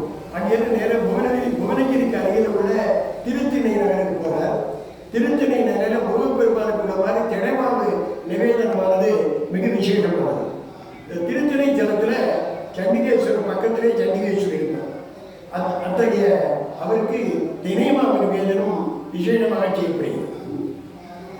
அப்ப நேரம் போனார் திருச்சினை நகர்ல நீர்தாங்கிய திருவுதலானை நெற்றிக்கண்ணனை நிறைவனை உணர்ந்தே பூதங்கிய மேனியனானை கொள்ளை ஏழுடையானை குறுகி சேருதாங்கிய வயலுடைய திரு செங்கல் ஓங்கிய திணைநகருடன் ஆறுதாங்கிய செஞ்சடையானை அடியே நான் கண்ட இன்னொரு பதிகள் என்னன்னா அந்த இடத்துல ஒரு விவசாயி, ஏழை விவசாயி, எல்லாருக்கும் எப்பொழுது பார்த்தாலும் அடியாருக்கு சென்னடியாருக்கு அவன் உணவளித்து கொண்டே இருப்பான். எப்படியோ கட்டப்பட்டு உணவளிக்கும். அன்னைக்கு ஒரு நாளைக்கு திடீர்னு நல்ல மழை பெய்தது. கையில அரிசி இல்லை, நெல் இல்லை. உடனே வயல்ல போய் நானும் பிடிக்கிறேன், சிந்தி கிடைக்கிற நெல் நானும் கிடைக்குமான்னு பார்க்கணும். பார்க்கறதுக்கு முறை சுபரமாறே நானும் அந்த சென்னடியாருக்கு உணவளிப்பதற்கு எனக்கு வழி செய்ய வேண்டும் என்று கேட்ட உடனே அந்த அத்தனை மழையிலும் அந்த நெல் கதிரானது முற்றி பிழைந்து நந்தனாருக்கு அருள் பிடித்தது போல அறுவடை பண்ணக்கூடிய பக்குவத்தில் நெல் இருந்ததுனால் உடனே அறுத்து கொண்டு வந்து சமைத்து அந்த உணவு சமைத்து அந்த அடியாருக்கு வழங்கியிருந்தனாலே அந்த சிவபெருமானை அருள் அந்த விவசாயிக்கு பெற்றிருந்தனாலே விவசாயம் வளர வேண்டும், நெல் செழிக்க வேண்டும் என்றால் அந்த திருத்தணி நகரை சென்று வழிபட்டால் அந்த வளம் பெருகும் என்று தலைவரம் சொல்லுகிறது. அப்படியே இறைவன் அசிரியரை வாக்கு கொடுத்தார். தில்லைக்கு வா அப்படின்னு நேர தில்லைக்கு வந்தார். சிதம்பரத்திற்கு வடக்கு வாசல்ல நுழையதார் சுந்தரமூர்த்தி சுவாமி. ஞானசம்பந்தர் என்ன பண்ணார்? சிதம்பரத்தில் தெற்கு வாசல்ல நுழைந்தார். நாவுக்கரசர் மேற்கு வாசல்ல நுழைந்தார். மாணிக்க வாசகர் கிழக்கு வாசல்ல நுழைந்தார். இப்படி ஒரு 4 சமய குழுக்களும் 4 வாசலிலே நுழைந்து தில்லைக்கு பெருமை சேர்ந்தார்கள். அப்படி தில்லையில நுழைந்த உடனே வேத மொழி, ஆகம மொழி, நாத மொழி, ஆடல் மொழி, பாடல் மொழி, கீத மொழி, எல்லாம் தேவார மொழி வேள்வி போய் இதெல்லாம் பார்த்து அப்படியே மதமுண்டு வெண்டு போல வழுந்தார் இந்த சுந்தரமூர்த்தி சுவாமி. பன்முறை மண்மிஷி விழுந்து வழிந்தார். கண்ணறிவி வெய்த ஒழிய 5 பேர் அறிவும் என்று தொடங்கி ஒரு பதிகத்தை பாடினார். அப்ப நடராஜ பெருமானை போய் பார்த்தார். இறைவன் சிவபெருமான் நடன கோலத்திலே காட்சி கொடுக்கக்கூடிய மனோமரத்தை பார்த்தார். அவரை தரிசித்தார். ஆனால் ஆனந்த நேச பெருமானை பார்த்து அம்பலவானவர் பார்த்து வணங்கி தொழுது தங்கி அந்த குளத்திலே நீராடி வழிபட்டுக் கொண்டிருக்கும் பொழுது தில்லைக்கு மறுபடியும் மீண்டும் வரலாம். நீ இங்கிருந்து அம்பலவானவரை நான் கூறுகிறேன், நீ நேராக சென்று திருவாரூருக்கு வருக என்று ஒரு ஆலயம் வழிபடுத்தது. இந்த சிதம்பரத்தை ஒரு முறை தரிசனம் பண்ணினாலே வீடு பேர். தரிசிக்க முக்தி. திருவாரூரை பிறந்தால் முக்தி. ஸ்மரணால் அருணாச்சலம் திருவண்ணாமலையை நினைத்தாலே முக்தி. காட்சியிலே இறந்தார். அப்படி பிறந்தால் முக்தி தரக்கூடிய திருவாரூர் அந்த தளத்துக்கு போராடுவார். அப்ப சீரகாழியில காலாக்க மாட்டேங்கிறார். ஏன்னா ஞானசம்பந்தருக்கு அருள் பண்ண இடம். அதனால அங்க சாதனம் பிறத்தினம் தவிர்த்து பதிகத்தை பாடிட்டு நேராக அப்பர் மகாணத்துக்கு போறார். அப்பர் மகாணத்துல இன்னைக்கு இருக்கக்கூடிய மகாகாளேஸ்வரர் அப்படிங்கிற மூர்த்தி 3 இடத்துல தான். உஜ்ஜயினியில மகாகாளி, இந்த அப்பர் மகாணத்துல மகாகாளி, அதே மாதிரியே சென்னைக்கும் பாண்டிச்சேரிக்கும் இடையில இரும்பு தலைன்னு ஒன்று. அந்த இடத்துல மகாகாலம். இந்த மகாகாலத்தை தரிசித்தா எல்லா விதமான சகல விதமான பாவங்களும் எல்லா விதமான பாவங்களும் துறையும் அத்தகைய மகாகாலம் இருக்க சோமாரியமான நாயனாருக்கு அருள் புரிந்ததான். அந்த மகாகாலத்தை தரிசித்த அங்கே தியாகராஜ குருக்களும் தருங்க. அவர் போய் இறைவன் அம்பாட்டவே ஒரு வார்த்தை சொன்னாரே காரியம் நடக்கும். 15 ஆண்டுகள் முன்னாடி வாழ்ந்த சிவாச்சாரியார் தட்டுவ தர்ஷன கொண்டை அர்த்தத்துக்கு கொடுத்துருவார். தேங்காமணி கூட எதையும் வச்சுக்க மாட்டார். வசதியான வாழ்வு. அப்படி இருக்கக்கூடிய அவருடைய பரம்பரையிலே பூஜித்து வருகிறார்கள். திருவதிகை வீரட்டானத்தை திருவிழமானம் செய்வதற்காக இறைவன் கிளம்பும் பொழுது சூரியனை துர்க்கை கிளம்பினான். அப்ப இந்த சூரியனை துர்க்கை கிளம்பி திருவிழமானம் ஆரம்பரே அம்பரமகாலத்தில் வந்து தங்கிறார். கேட்டு அந்த அம்பரமகாலத்தில் அந்த சூரியனை துர்க்கை யாருமே தொட்டு பூஜை பண்ண மாட்டாங்க. கோல் கையில் குச்சியால ஆடையை மாற்றி நீராட்டி மறுபடியும் ஆடையை உடைந்து அப்படிதான் வழிபடுவார்கள். அத்தகைய ஒரு அற்புதமான ஒரு சூரியனை துர்கா. இந்த சூரியனை துர்கா மந்திரத்தை பிரயோகம்னாக சரம மந்திரத்தினால்தான் நடக்கலாம். அப்படி இந்த மந்திர பிரயோகத்தில் சிறந்த அந்த சூரியனை துர்கை மந்திரவாதிகளுக்கு சௌகரியம். அதுக்காக கேரளத்தில் ஒரு மந்திரவாதி இருந்தான். ஆகட்ட பிரயோகம் பண்ணி அந்த சூரியனை துர்கை தேவதையை ஒரு குடத்தில் அடைச்சி எடுத்துட்டு போயிட்டான். அங்கே இருக்கக்கூடிய சூரியனை துர்க்குடைய உற்சவ விக்கிரகத்தை எடுத்துருந்தான். அதனால இன்னைக்கு காளிதையை வைத்து காளியை தான் வழிபாடு நடக்கிறது. அப்ப அம்பர்மகாலத்தை தரிசனம் பண்ணார். நேர திருப்புகுணம் வந்தார். திருப்புகுணரை வந்து தரிசித்து அங்கிருந்து திருவாரூருக்கு வந்தார்கள். அதுக்குள்ள ஆர்வங்கள் இருக்கக்கூடிய எல்லா அன்பர்கள் கடவுளையும் போய் என்னுடைய தோழன் நம்பியாரோட அவருக்கு உரிய வரவேற்பு கொடுங்கள் என்று வரவேற்புபடி சொல்லி எல்லாருக்கும் ஆடை அடிக்கிறார். அவர் வர அப்படின்னு சொன்ன உடனே பூமிக்குரிய தலம் மூலாதார ஸ்தலம். நமக்கு 5 மூலாதாரம், சாத்திட்டாரம், மணிபூர்வம், அநாகதம், விசுத்தி, ஆக்ஞாபம், அது சுழுமுனை இந்த பேரில் தமிழில் வழங்கப்பட்டது. அப்போ மூலாதாரத்துக்குரிய தலம் அந்த திருவாரூர்.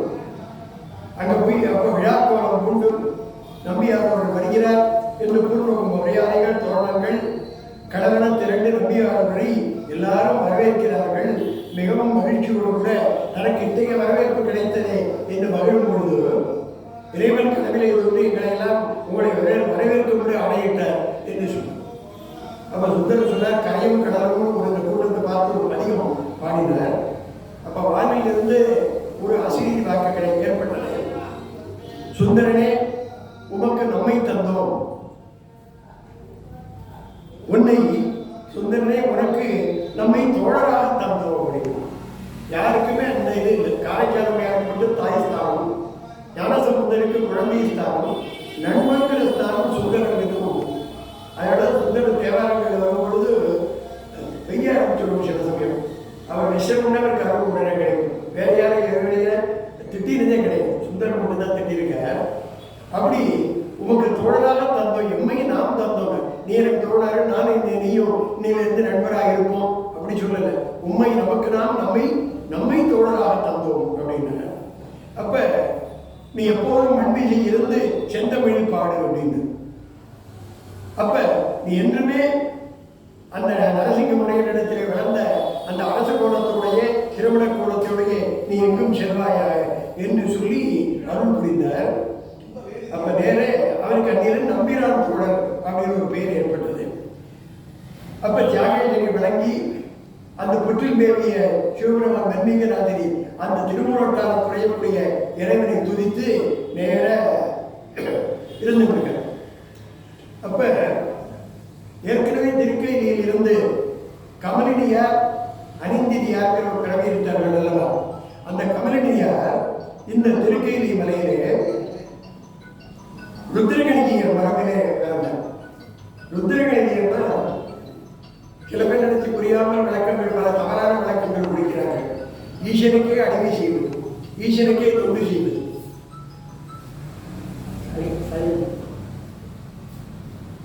அப்படி ஈசனுக்கே அடிமை செய்வது என்ற ஒரு தொண்டு. அவருக்கு ஆடுவதை, கீதம் பாடுவது, மனத்தொண்டு புரிவது, அந்த சிவனுக்கே சிவனமஞ்சன் சிந்தை கொண்டிருந்தால் அவனருளாலே அவன்தான் வழங்கி என்று அவருக்கே தொண்டு செய்யக்கூடிய அந்த இருப்பிடம் அங்கே அங்கேயே தங்குவார்கள், அங்கேயே உணவுடைய ஆசிரியர்கள் வழங்கினார்கள். அப்படி தொண்டு செய்யக்கூடிய ருத்ரகணிகையர் மரபிலே பறவை நாச்சியார் என்ற இந்த கமலனியார் பிறந்தார். அவர் என்ன பண்ணார், அண்ணனுக்கு வளர்ந்து வருகிறார், பணிவதிகர் வளர்ந்து வரார். அழகு வடிவம் பெற்றது போல அவருடைய வளர்ச்சி இருக்கு. மிகவும் மிக்க அழகிய ரூபத்தோடு கூட அறிவின் சிகரமாக, அன்பின் கருவூலமாக, இசையின் மேதையாக அழகிய ஒரு வடிவம் பெற்றது போல அப்படி இந்த பறவையாக இருக்கு. அப்ப அதே நேரத்தில் அடியார்கள் கூட தியாகேசன் தரிசனம் பண்ணிட்டு சுந்தரர் வந்துட்டு இருக்கார். அப்ப அந்த முன் உள்வெளி தொடர்பினாலே இந்த பறவை நாச்சியாரை பார்த்த உடனே சுந்தரருக்கு மனதிலே ஒரு அன்பு காதல் பெருகுகிறது. பார்த்தா இத்தனை அழகு, இப்படி யார் இருக்கிறார்கள்?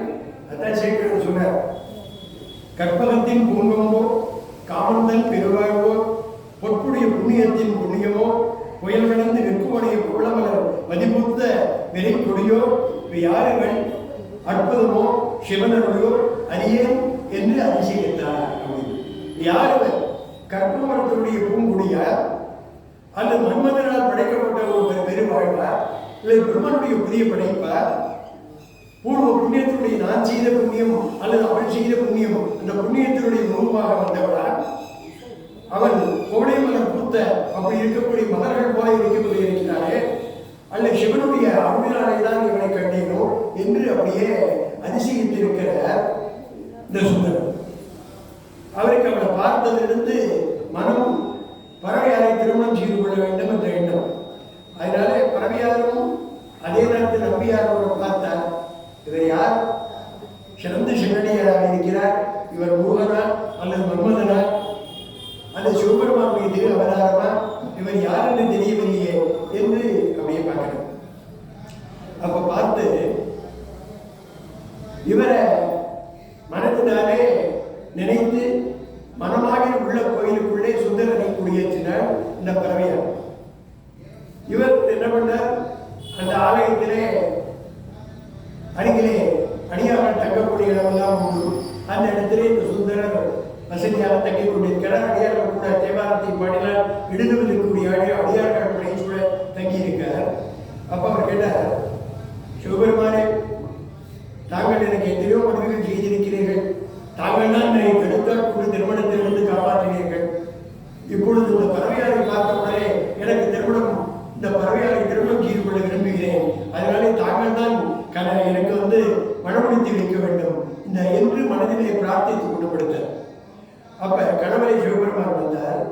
உனக்கு நல்லபடியாக இல்லறம் நல்லறமாக பறவையாரை நான் மனமுடித்து வைப்போம் என்று திருவாரூரில் இருக்கக்கூடிய தெய்வாசிரியர் மண்டபத்திலே படுத்து உறங்கிக் கொண்டிருக்கக்கூடிய அந்த சுந்தரர் கனவிலே சொன்னார். அப்ப கண்ணூர் கடவுள் ஆகிய சிவபெருமான் அப்படி சொன்ன அந்த மாதிரி கூறிவிட்டு நேர கிளம்பி இந்த அடியினுடைய பெருமையெல்லாம் கேடு என்று சொல்லி அந்த தேவாசிரி மண்டபத்தில் இருக்கக்கூடிய அந்த சுந்தரனுடைய கடவுளை நான் உனக்கு மனமுடித்து வைக்கிறோம் என்று சொல்லி நேர பறவையாரிடத்திலே போய் அவருடைய கடவுளே நல்ல சிவனேரி செல்வர் நம்பியார் என்ற பெயர், நீ அவனை மனமுடித்துக் கொள்வாயாக என்று சொல்லி அவளுக்கு கடவுள் சொன்னார். அவள் சுந்தரனை பார்த்த மனதிலே ஈடுபாடு கொண்டதுனால ஆகட்டும் அப்படியே தங்கள் விருப்பம் என்று சிவபெருமானத்திலே சம்மதம் கொடுக்கிறார். அப்ப நேர சம்மதம் கொடுத்து பறவையார் கடவுளை சொல்லி உடனே ஊழலியை எல்லாருக்கும் தெரிவிக்கிறார். கடவுளை சிறப்பாக இந்த பறவையாருக்கு மனமுடித்து வைப்பீராக என்று சொல்லி பறவையாருக்கும் சுந்தரமூர்த்தி நாயனாருக்கும் அற்புதமாக ஒரு திருமணத்தை சிறப்பாக திருவாரூரிலே செய்து வைத்தார். கோலாகலமாக நரசிங்க முனையர்களுடைய ஏற்பாடு, அதே நேரத்தில் நம்பியாருடைய தந்தையாகிய சடையனார் ஆதிசீவர் இவரெல்லாம் திருமணமானது பறவையாருக்கு சுந்தரருக்கு நடந்தது. அப்படி திருமண வாழ்வு முடிந்து அதே இடத்திலேயே வெகு காலம் தங்கி வாழ்ந்து கொண்டிருக்கிறார் இந்த சுந்தரர். அப்படி இருக்கும் பொழுது இல்லறத்தை நகரமாக கீழே அப்படி இருந்து வாழ்ந்து கொண்டு வருகிறார். அப்ப திடீரென்று இந்த பறவையாருக்கு நிறைய தான தர்மங்கள், சில பேர் தான தர்மங்கள் இருக்கிறவங்க தான் பண்ணவங்களே இல்லாதவங்க யார் வந்தாலும் அவருடைய வசதிக்கேற்ப கொடுப்பது உண்டு, வசதிக்கு மேலே கொடுப்பது உண்டு. அப்படி தான தர்மங்கள் செய்து அவருடைய கையிலே பணம் குறைஞ்சிவிட்டு என்ன பண்றது என்று நம்பியாரோடத்திலே கவலையோடு பேசினார். உடனே நம்பியாரோட நேர திருப்பூருக்கு சென்றார். திருப்பூரிலே போய் படுத்து முடங்கி 5 செங்கல்ல தலையில வைத்துக் கொண்டு படுத்தார். அப்படி படுத்துக் கொண்டு முடங்கி, இறைவா இச்சை பேசினும் அப்படின்னு தம்மையை போட்டு இச்சை பேசினும் அப்படின்னு ஒரு பதிவு பண்ணினார். தம்மையை போட்டு இச்சை பேசணுங்கிற அந்த பதிவு எனக்கு ரொம்ப அற்புதமான பதிவு. அதில் அவர் சொல்லுவோம், பாதியே வெள்ளலேன்னு சொன்னாலும் கொடுப்பாருல்ல, திருப்பூரோடு இருக்கக்கூடிய ஒன்றை கேட்டால் நீ அறம்பொருள் இன்பம் வீடு எல்லாத்தையும் கொடுப்ப, தோழே இல்லாதவனை பார்த்து இளமுத்தருமாருக்கு பார்த்து திறன் தோழனேன்னு சொன்னாலும் கொடுக்க மாட்டான், வெள்ளலேன்னு சொல்லி பழக செல்வந்தரை பார்த்து சொன்னாலும் கொடுக்க மாட்டான், பார்ப்பதற்கு அனுபவமாக இருக்கிறதை பார்த்து அழகனை மன்மதனை ஒப்பதாக நீ இருக்கிறாய் என்று சொன்னாலும் கொடுக்க மாட்டான், பஞ்சமா பாரங்களை செய்த துட்டரை பார்த்து சாதுவே பரம சாதுவே உன்னை போல் நல்லன் யாரு என்று சொன்னாலும் கொடுக்க மாட்டான். நீதான் இருக்கு திருப்பூரில் இருக்கக்கூடிய இறைவா, உன்னை நீக்கி கொடுப்பதற்கு யாரும் இல்லை. இப்படி 10 பதியம் பாடுறார். உடனே எழுந்துட்டார். தலைமாட்டில் இருக்கிற செங்கல், அந்த 5 செங்கல்ல அப்படியே தலையில எவ்வளவு எழுந்து வச்சிடறோ அத்தனை பொன் வடிவான பொன் செங்கல்லாம் மாறிடுது. அந்த பொன் செங்கல் எடுத்துக்கொண்டு நேர திருவாரூருக்கு வந்து பறவையாரத்தில் கொடுத்து தான தர்மங்கள்லாம் செய்ய முடியுமா கொடுக்கிறார். அப்படியே கொடுத்துட்டு பல தலங்களை சேமித்துக் கொண்டு அப்படியே தேவாலய மண்டபத்துக்கு ஒரு நாளைக்கு வர. அப்ப அவர் சொல்லுகிறார், இறைவன் சிவபெருமான் இந்த அடியாருடைய பெருமையை கேள், இந்த அடியாரெல்லாம் பற்றி பாடு அப்படின்னு. அவன் அடியார் என்னுடைய அடியாரெல்லாம் எப்படி தெரியுமா அப்படின்னு. ஆழ்வார்கள்னா திருமாலை சொல்ற மாதிரி இவர் என்னுடைய அடியார்கள் எப்படி அப்படிங்கிற திருமாக்களுடைய அடியார்களை பற்றி சொல்லுவார். நம்மாழ்வார் பாலெங்கோ அதினமிக்க மேலெங்கோ ஆதியம் ஜோதி எங்கோ ஆதியம் போடெங்கோ அந்தவன் காலத்தை இந்த மாதிரி நான் எப்படி சொல்லுவேன். என்னுடைய அடியார்கள்லாம் அத்தகைய தொழில் படைத்தவர்கள். நான் எனக்கு தனி சுதந்திரம் கிடையாது. நான் என் அடியார்களுக்கு கட்டுப்பட்டதும் என்னுடைய அடியாரிடத்தில் இருக்கக்கூடிய அன்பானது என்னுடைய திருமணத்தில் கிடையாதுன்னு சொல்லுவதை போல சேக்கிழார் சொல்றார், பெருமையால் தம்மை ஒப்பார் பெண்ணனாக எம்மை பெற்றார். பெருமையினால என்னுடைய அடியார்கள் எனக்கு சமானமா இருப்பார்கள். பேணலால் எம்மை பெற்றார். என்னுடைய அடிபடுந்ததினால என்னை அடைந்தார்கள். ஒருமையால் வகையும் வெல்வார். என் நினைத்தால் இந்த வானத்தை கடலை குடிப்பார், நட்சத்திர மண்டலங்களை படைப்பார், எதமான சிவனடியார்கள் சாதிப்பார்கள். அதை செய்யக்கூடியவர்கள். ஊனமே ஒன்றும் இல்லை. அவர்களுக்கு எந்த விதமான ஊனம்னா ஊனம் இல்லை, எந்த விதமான குறையும் இல்லாதவர்கள். அருமையான நிலையில் நின்றார். நல்ல நிலையிலே மகிழ்ச்சியாக இருக்கக்கூடியவர்கள். குறைவும் நினைக்கிறதில்லை. துன்பம் இன்பம் இதெல்லாம் கடந்தவர்கள். அன்பினால் இன்பம் மாறுவார். இடத்திலே அன்பினாலே இன்பம் அடைவர்கள். இருமையும் கடந்து நின்றார் இவரை நீ அடைவாய் அப்படின்னு சொன்னார். இருமையினா இம்மையும் மரபை ரெண்டே கடந்தவர்கள். அப்படி சொல்லி மடியார்களை பாடுங்க, எப்படி பாட வேண்டும் அப்படின்னா உடனே தில்லைவாழ் அந்த நேரத்தில் பாடு அப்படின்னு. அப்பதான் சுந்தரர் இந்த பதிய தில்லைவாழ் அந்த நேரத்தில் பாடுறார். 63 நாயன்மார்களை பற்றி திருத்தொண்ட தொகை என்று பாடுறார். நம்மளும் இருக்கக்கூடிய இந்த புத்தகத்தில் கூட இந்த அடியாருடைய பெருமையெல்லாம் போட்டு நம்ம மகளிரெல்லாம் படிக்கக்கூடிய இந்த புத்தகத்தில் வெளியிட்டிருக்கிறார் பார்த்தேன். அதில் தில்லைவாழ் அந்தனதும் அடியார்க்கும் அடியேன் அப்படின்னு ஆரம்பிச்சார். தில்லைவாழ் அந்தனதும் அடியார்க்கும் அடியேன், திருநீல கண்டத்து புயவதற்கு அடியேன், இல்லையே எண்ணாத ஏற்பாய்க்கடியேன், இளையந்தன் குடிமாறன் அடியார்க்கும் அடியேன், வெல்லுமா மிக வெல்லமை பொருளுக்கடியேன்,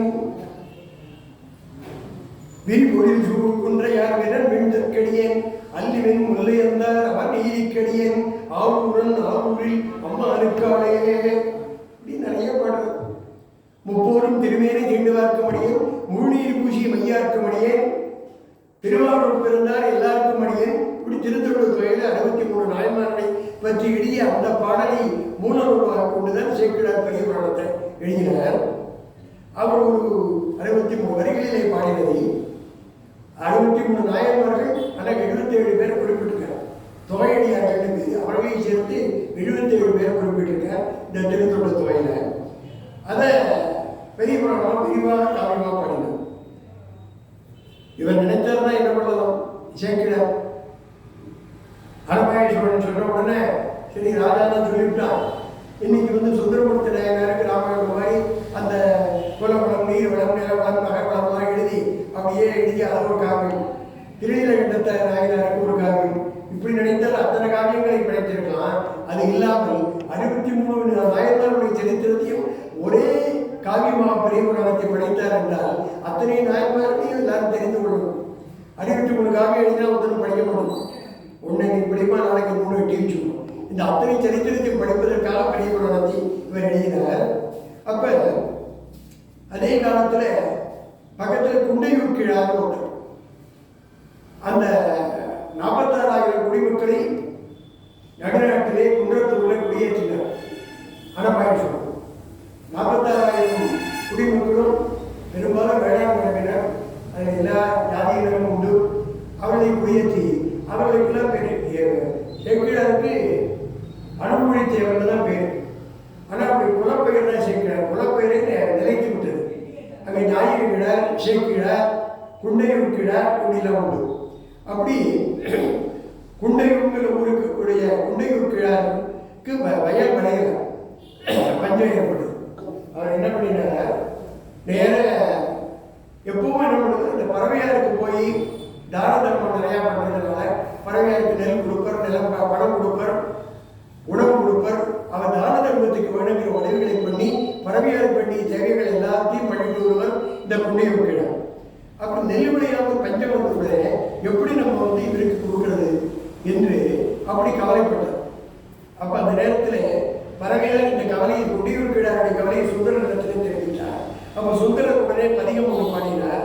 அப்படி பதிகத்தை பாடின உடனே அந்த பதிகத்தை அவர் சப்தவிடங்க தலமாகிய திருக்கோவையில் போய் பாடுறார். ஏன் இங்கே பாடக்கூடாது அப்படின்னா, திருவாரூரில் பாடக்கூடாது, எதுக்கு திருக்கோவையில் போய் பாடணும் எப்படி நம்ம நினைக்கலாம். அதுக்கு திருக்கோழி அப்படின்னு பேர். அந்த குண்டையூர் கிழாருக்கு ஜாதகத்தில் அப்போ வறுமை வர வேண்டிய நேரமாக இருக்கலாம், அவருக்கு காலவரம் அப்படி இருக்கலாம். அந்த திருக்கோழிலியில் பாடினாங்க திருக்கோழிலி. அங்கே கோளுடைய நம்ம கோளுடைய துன்பம் இல்லாத தலம் திருக்கோழிலி. அதனால அந்த திருக்கோழிலியில் போய் பாடினாங்க. அது மாதிரி சோழவட்டத்தில் போய் பாடினாங்க. திருநெடுங்கலத்தில் வெயிலுங்கள் மிளகுண்ட கண்டன் மேலற வேணி நலவி மாசர் திங்கள் கங்கை முடிவேல் அணிந்தன் உடமையை புகுந்து ஞாயிறு திங்கள் செவ்வாய் புதன் வியாழன் வெளி செறிவான் மிரட்ட உடனே ஆசிரியர் நல்ல நல்ல அவை நல்ல நல்ல அடியார். எங்கெல்லாம் நமக்கு வரிசையாக இருக்கும் உங்கள் கோல் பாதை இருக்காது. அந்த திருக்கோடியில் பாடின உடனே சிவபெருமான் குபேரன் கூப்பிட்டார். அவனுக்கு நிறைய நெல் உண்டு அப்படின்னு. உடனே குண்டியூர் கிழாயில் இருக்கக்கூடிய இடத்துல அந்த திருவாரூர் சில கிலோமீட்டர் தாண்டி இருக்கக்கூடிய இடத்துல நெல் மழையாக அப்படியே கொட்டுறது. அளவிடந்த நெல் மழை கொட்டிகிட்டே இருக்கு. இறைவா போதும் போதும் என்று சொல்ற விட்டு கொட்டுறோம்.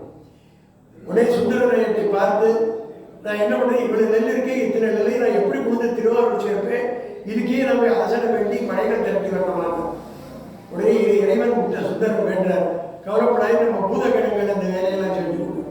சிவபெருமானுடைய பூதகணங்கள் எல்லா நிலையும் கொடுத்து ஒரே இரவுல ராத்திரி திருவாரூர்ல ஒவ்வொருத்தர் வீட்டிலையும் நெல் கொட்டி கிடைக்கும். அப்படி நெல் மழை பெய்தது.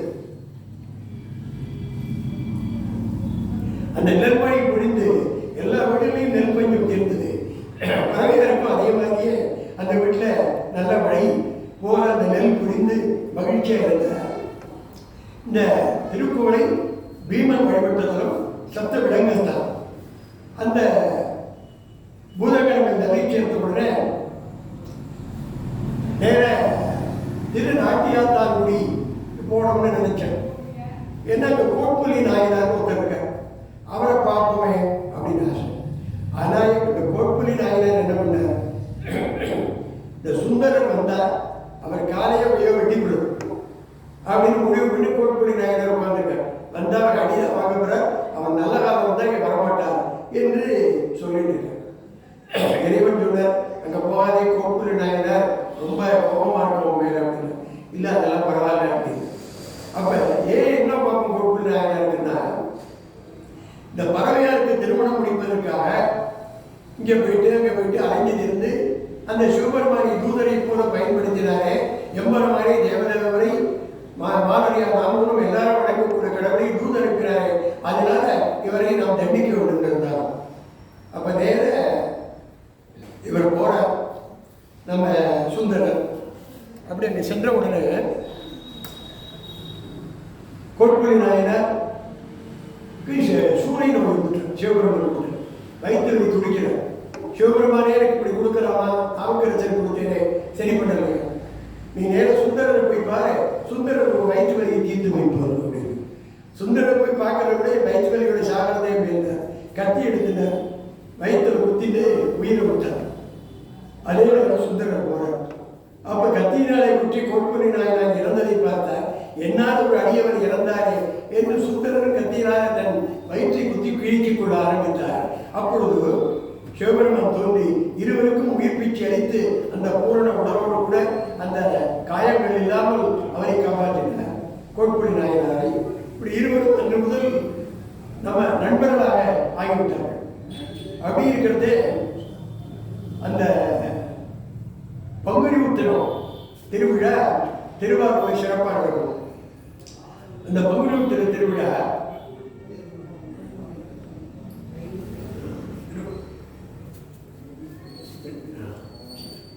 இந்த டைம்லயே முடிச்சுடுவோம்.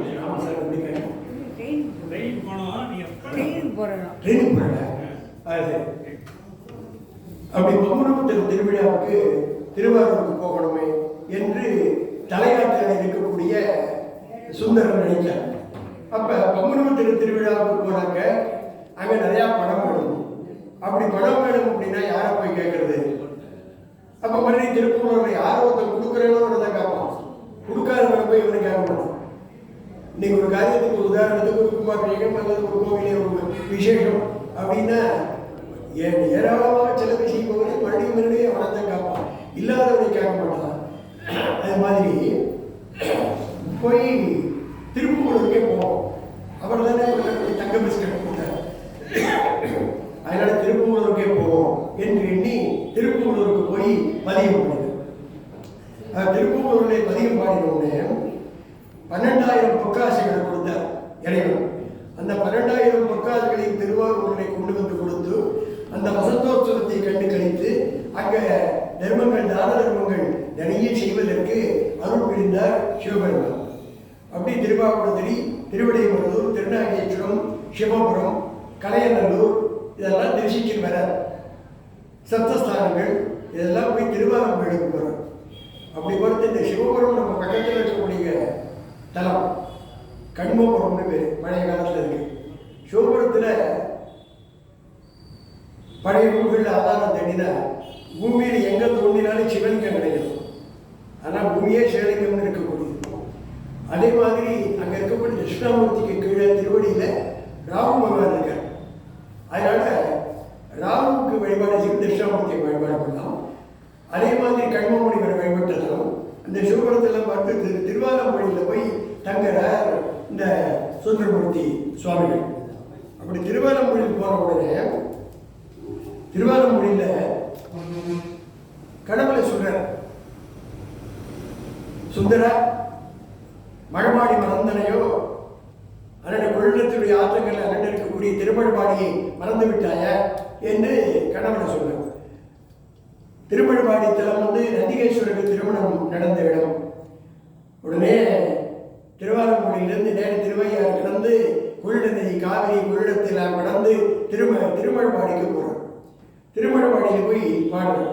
புன்னார்மெனியனே புலித்தோலை அரைக்க செய்து மின்னார் செஞ்சடை மேல் வெளிக்குன்றை அணிந்தவனே மன்னே மாமணியே மழபாடியுள் மாணிக்கமே அன்னே உன்னை எல்லாம் இனி யாரை நினைக்க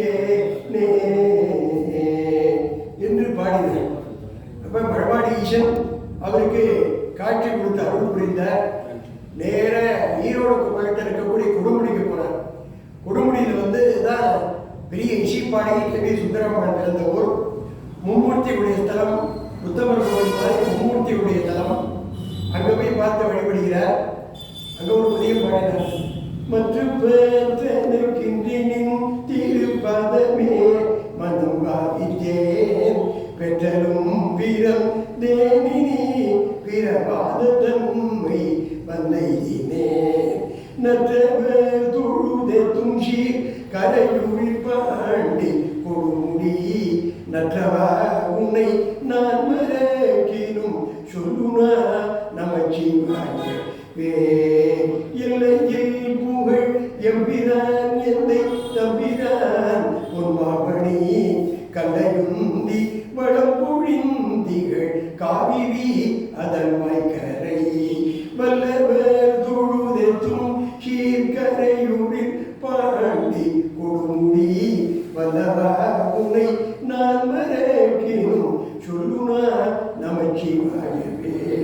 இந்த நமச்சிவாய பதிகத்தை பாடித்துட்டு நேர திருவாசிக்கு போனார். அங்கே ஒரு நடராஜா, திருவாசியில் கீழே நடராஜ பெருமானுக்கு முயலகன் இருக்க மாட்டான். அங்கே இருக்கிறவனுக்கு திருவாசியில் வழிபட்டால் வயிற்றுவலி இருக்காது. முயலகன் இல்லாத ஸ்தலம் மும்மூர்த்தி ஸ்தலம். எப்படி அங்கே மும்மூர்த்தி ஸ்தலமோ அது மாதிரி திருவாசி நடராஜ பெருமானுக்கு உரிய தலம். அதை பார்த்து திருவானைக்காவல் வந்தார். திருவானைக்காவலில் எண்ணோடு இசைக்கு இடுமாடும் 70 வைத்த செங்கல் கோச்சங்கடலாம் அப்படின்னு 70 கட்டளைகளை வைத்தான் கோச்சங்கச்சோழன். அந்த கோச்சங்கச்சோழனுடைய அப்பா பேரு சுபதேவன் பேரு, கமலமதியின் அம்மா பேரு. அப்ப இந்த சுபதேவனுக்கும் கமலமதிக்கும் குழந்தை பிறக்கிறதுக்கு இருக்கு, கர்ப்பிணியா இருக்கா. அப்ப அரச ஜோதிடர்கள்லாம் வந்தார்கள். இன்னும் ஒரு 1.5 மணி நேரம் கழித்து குழந்தை பிறந்தால் அந்த குழந்தை உலகையே ஆழ்வார், உலகத்திற்கெல்லாம் நன்மை செய்வான், பெரிய சிவபக்தன் என்று சொன்னார். அப்ப எந்த தாயும் இருப்பான். அப்ப கமலமதி சொன்னா, இன்னும் 1.5 மணி நேரம் கழித்து பிறந்தால் இந்த உலகத்துக்கு நன்மை என்றால் என்னை தலைகீழ கட்டி தொங்க விடுவோம். 2 காலனை கட்டி உயர தூக்கி தொங்க விட்டு அந்த வலியை பொறுத்து கொண்டு அந்த அன்னை கமலமதி இருந்தால், அப்பொழுது அந்த 1.5 மணி நேரம் பிடித்து காலையை அழைத்து விட்டு குழந்தை பிறந்தது. அவனுக்கு கண்ணு பிறக்கும்போது இப்படி தலைகீழ தொங்க விட்டதுனால கண்கள்லாம் சிவப்பா இருக்கும். அதனாலதான் கோச்சங்கச்சோழன்னு பேரு, கோச்சங்கடன்னு பேரு. அதே மாதிரி வகையெல்லாம் ஆண்டான். எண்ணோடு ஈசற்கு எழுமாடம் 70 அவைத்தான். 70 சிவாலயங்களுக்கு காவிரி கரையிலே திருப்பணி செய்தார். அப்பேற்பட்ட அந்த திருவானைக்காவலுக்கு சென்றார். அங்கு வழிபட்டார். அதை முடித்துவிட்டு நேராக கிளம்பி வருகிறார். அப்படி வந்து கொண்டிருக்கும் பொழுது வெளியிலே இருக்கக்கூடிய திருமுதுகுன்றம் செல்கிறார். திருமுதுகுன்றத்துக்கு விருத்த காட்சியின் பேரு. மணிமுத்தாறு நதி இங்கே ஓடுகிறது. அங்கே எல்லாமே 5 தான். 5 கோபுரம், 5 நந்தி, 5 தலவிருட்சம், 5 வாசல்கள், எல்லாம் 5 தான் இருக்கும். அந்த இடத்துல சிவபெருமான் காட்சி மாதிரி விருத்த காட்சின்னு பேரு. விருத்தாச்சலத்தில் இன்னைக்கு விருத்தாச்சலம்னு பேரு. அந்த அன்னைக்கு திருமுதுகுன்றம்னு பேரு. அந்த திருமுதுகுன்றத்தில் யார் இறக்கிறார்களோ அவனுக்கு தன் தொடை மீது கிடத்தி அவனுக்கு மந்திரோபதேசத்தை சிவபெருமான் செய்வதாக தலபுராணத்தில் சொல்லப்படுகிறது. அப்பேற்பட்ட அந்த பொருளை முருகப்பெருமான் குழந்தைய பொருள் இருக்க, நமக்கு ஏதாவது ஒரு குறை இருந்ததுன்னா சீட்டு மாதிரி எழுதி பிராணம் கொடுக்கறது, வழக்கு கொடுக்குற மாதிரி எழுதி கட்டிட்டு கொடுக்கணும். அந்த பிரச்சனை தீர்ந்த உடனே அந்த சீட்டை போய் வந்து முருகனை வழிபாடு செய்யணும். அத்தகைய உயர்ந்த தலத்துக்கு போன மறுபடியும் பணத்தெல்லாம் செலவழிச்சுட்டா பாருங்க. இப்போ திருமுதுகுன்றத்தில் விருத்தாச்சலத்தில் பணம் கேட்டார். ஏற்கனவே கொடுத்து 12,000 காலம் செங்கல் எல்லாம் தீர்ந்து போச்சு. அப்போ மறுபடியும் 12,000 பொற்காசுகளை கொடுத்தார். அந்த விருத்தாச்சலத்தில் இருக்கக்கூடிய விருந்தகிரிநாதர் கொடுத்தார். நான் இந்த இத்தனையும் எப்படி எடுத்துட்டு போவேன் அப்படின்னு, நீ இந்த மணிமுத்தாறு நதியில் போட்டுரும் அப்படின்னா, மணிமுத்தாறு நதியில் போட்டால் திருவாரூர் நான் எடுத்து கொடுக்குறேன் அப்படின்னு மணிமுத்தாறு நதியில் பொற்காசுகளை போட்டார். நேரம் திருவாரூர் வந்தார். வந்து இறைவா இந்த பொருளெல்லாம் எடுத்து கொடுங்க. இன்னைக்கும் அந்த தெற்கு கிழக்கு வடக்கு கிழக்கு செல்லக்கூடிய வடகிழக்கு முறையில் மாற்றுரைத்த விநாயகர்னு இருப்பார். அங்கே எல்லா பொற்காசுகளையும் எடுத்த உடனே அது கரெக்டாக ஒரிஜினலான பிள்ளையார்கிட்ட அவர் சந்தேகப்பட்டு சிவபெருமான் ஐயப்பட்ட உடனே மாற்று வைத்து காண்பித்து ஒரிஜினல் தங்கம்னு சொல்லி கொடுத்தார். அத்தகைய அற்புதமான ஒரு அருட்செயலி திருவாரூரை செய்தார். அப்பொழுது சில காலம் அந்த இடத்துல தங்கி மறுபடியும் நேர இப்படி இருந்து கொண்டிருக்கும் பொழுது அப்பொழுது நேர சங்கிலி நாச்சியார் அப்படின்னு வேளாண் மரபிலே ஞாயிறு கிழார் என்று ஒருவர் இருந்தார். அந்த ஞாயிறு கிழாருடைய திருமகளாக இந்த சங்கிலியார் பிறந்தார். அப்ப அந்த சங்கிலியார் என்ற பெயருடைய அந்த பெண்மணி அங்க இருக்கக்கூடிய அணிந்திலியார் மறுபடியும் பிறந்தாள். அவன் உயர்மை ஏற்றத்தில் மிகவும் பக்தி உடையவள். அப்படி இருக்கக்கூடியவளுக்கு திருமண பேச்சு எடுத்த உடனே நான் திருவொற்றியூருடைய போய் இறைவனுக்கு தொண்டு புரிவேனே தவிர நான் யாரையும் திருமணம் செய்து கொள்ள மாட்டேன். அப்படி செய்தேன் என்றால் அத்தகைய உயர்ந்த நட்பண்புகளுடைய சிவனடியரைத்தான் திருமணம் செய்து கொள்வேன் என்று பிடிவாதமாக இருந்தார். அவருக்கு மனம் பேச வந்தவர்கள் ஒன்றும் சரியா நடக்கல. அவனுக்கு ஏதோ இடையூறுகள் வந்தது. சரி, இந்த பொண்ணுக்கு ஏதோ தோஷம் என்று நினைத்து திருவொற்றியூரில் கொண்டு போய் தங்க வைத்து அந்த ஞாயிறு விழா, அந்த ஊருக்கு பேரே ஞாயிறு, எல்லாத்தையும் கொடுத்து பொன்பொருள் கொடுத்து தங்க கன்னிமாடம் அமைத்து மலர் கொடுத்து எல்லாம் பண்ண வச்சிருக்காங்க. அந்த திருவொற்றியூருக்கு சுந்தரர் போனார். பரவீனாச்சியார் போன திருவொற்றியூரில் போகிறது. திருவொற்றியூரில் இந்த சங்கிலியாரை பார்க்கணும். பூர்வத்திலே அணிந்திரியார் இந்த சங்கிலியார் இவள் மீது மையம் கொண்டார். சிவபெருமான மறுபடியும் கேட்கிறார், எனக்கு இந்த சங்கிலியாரை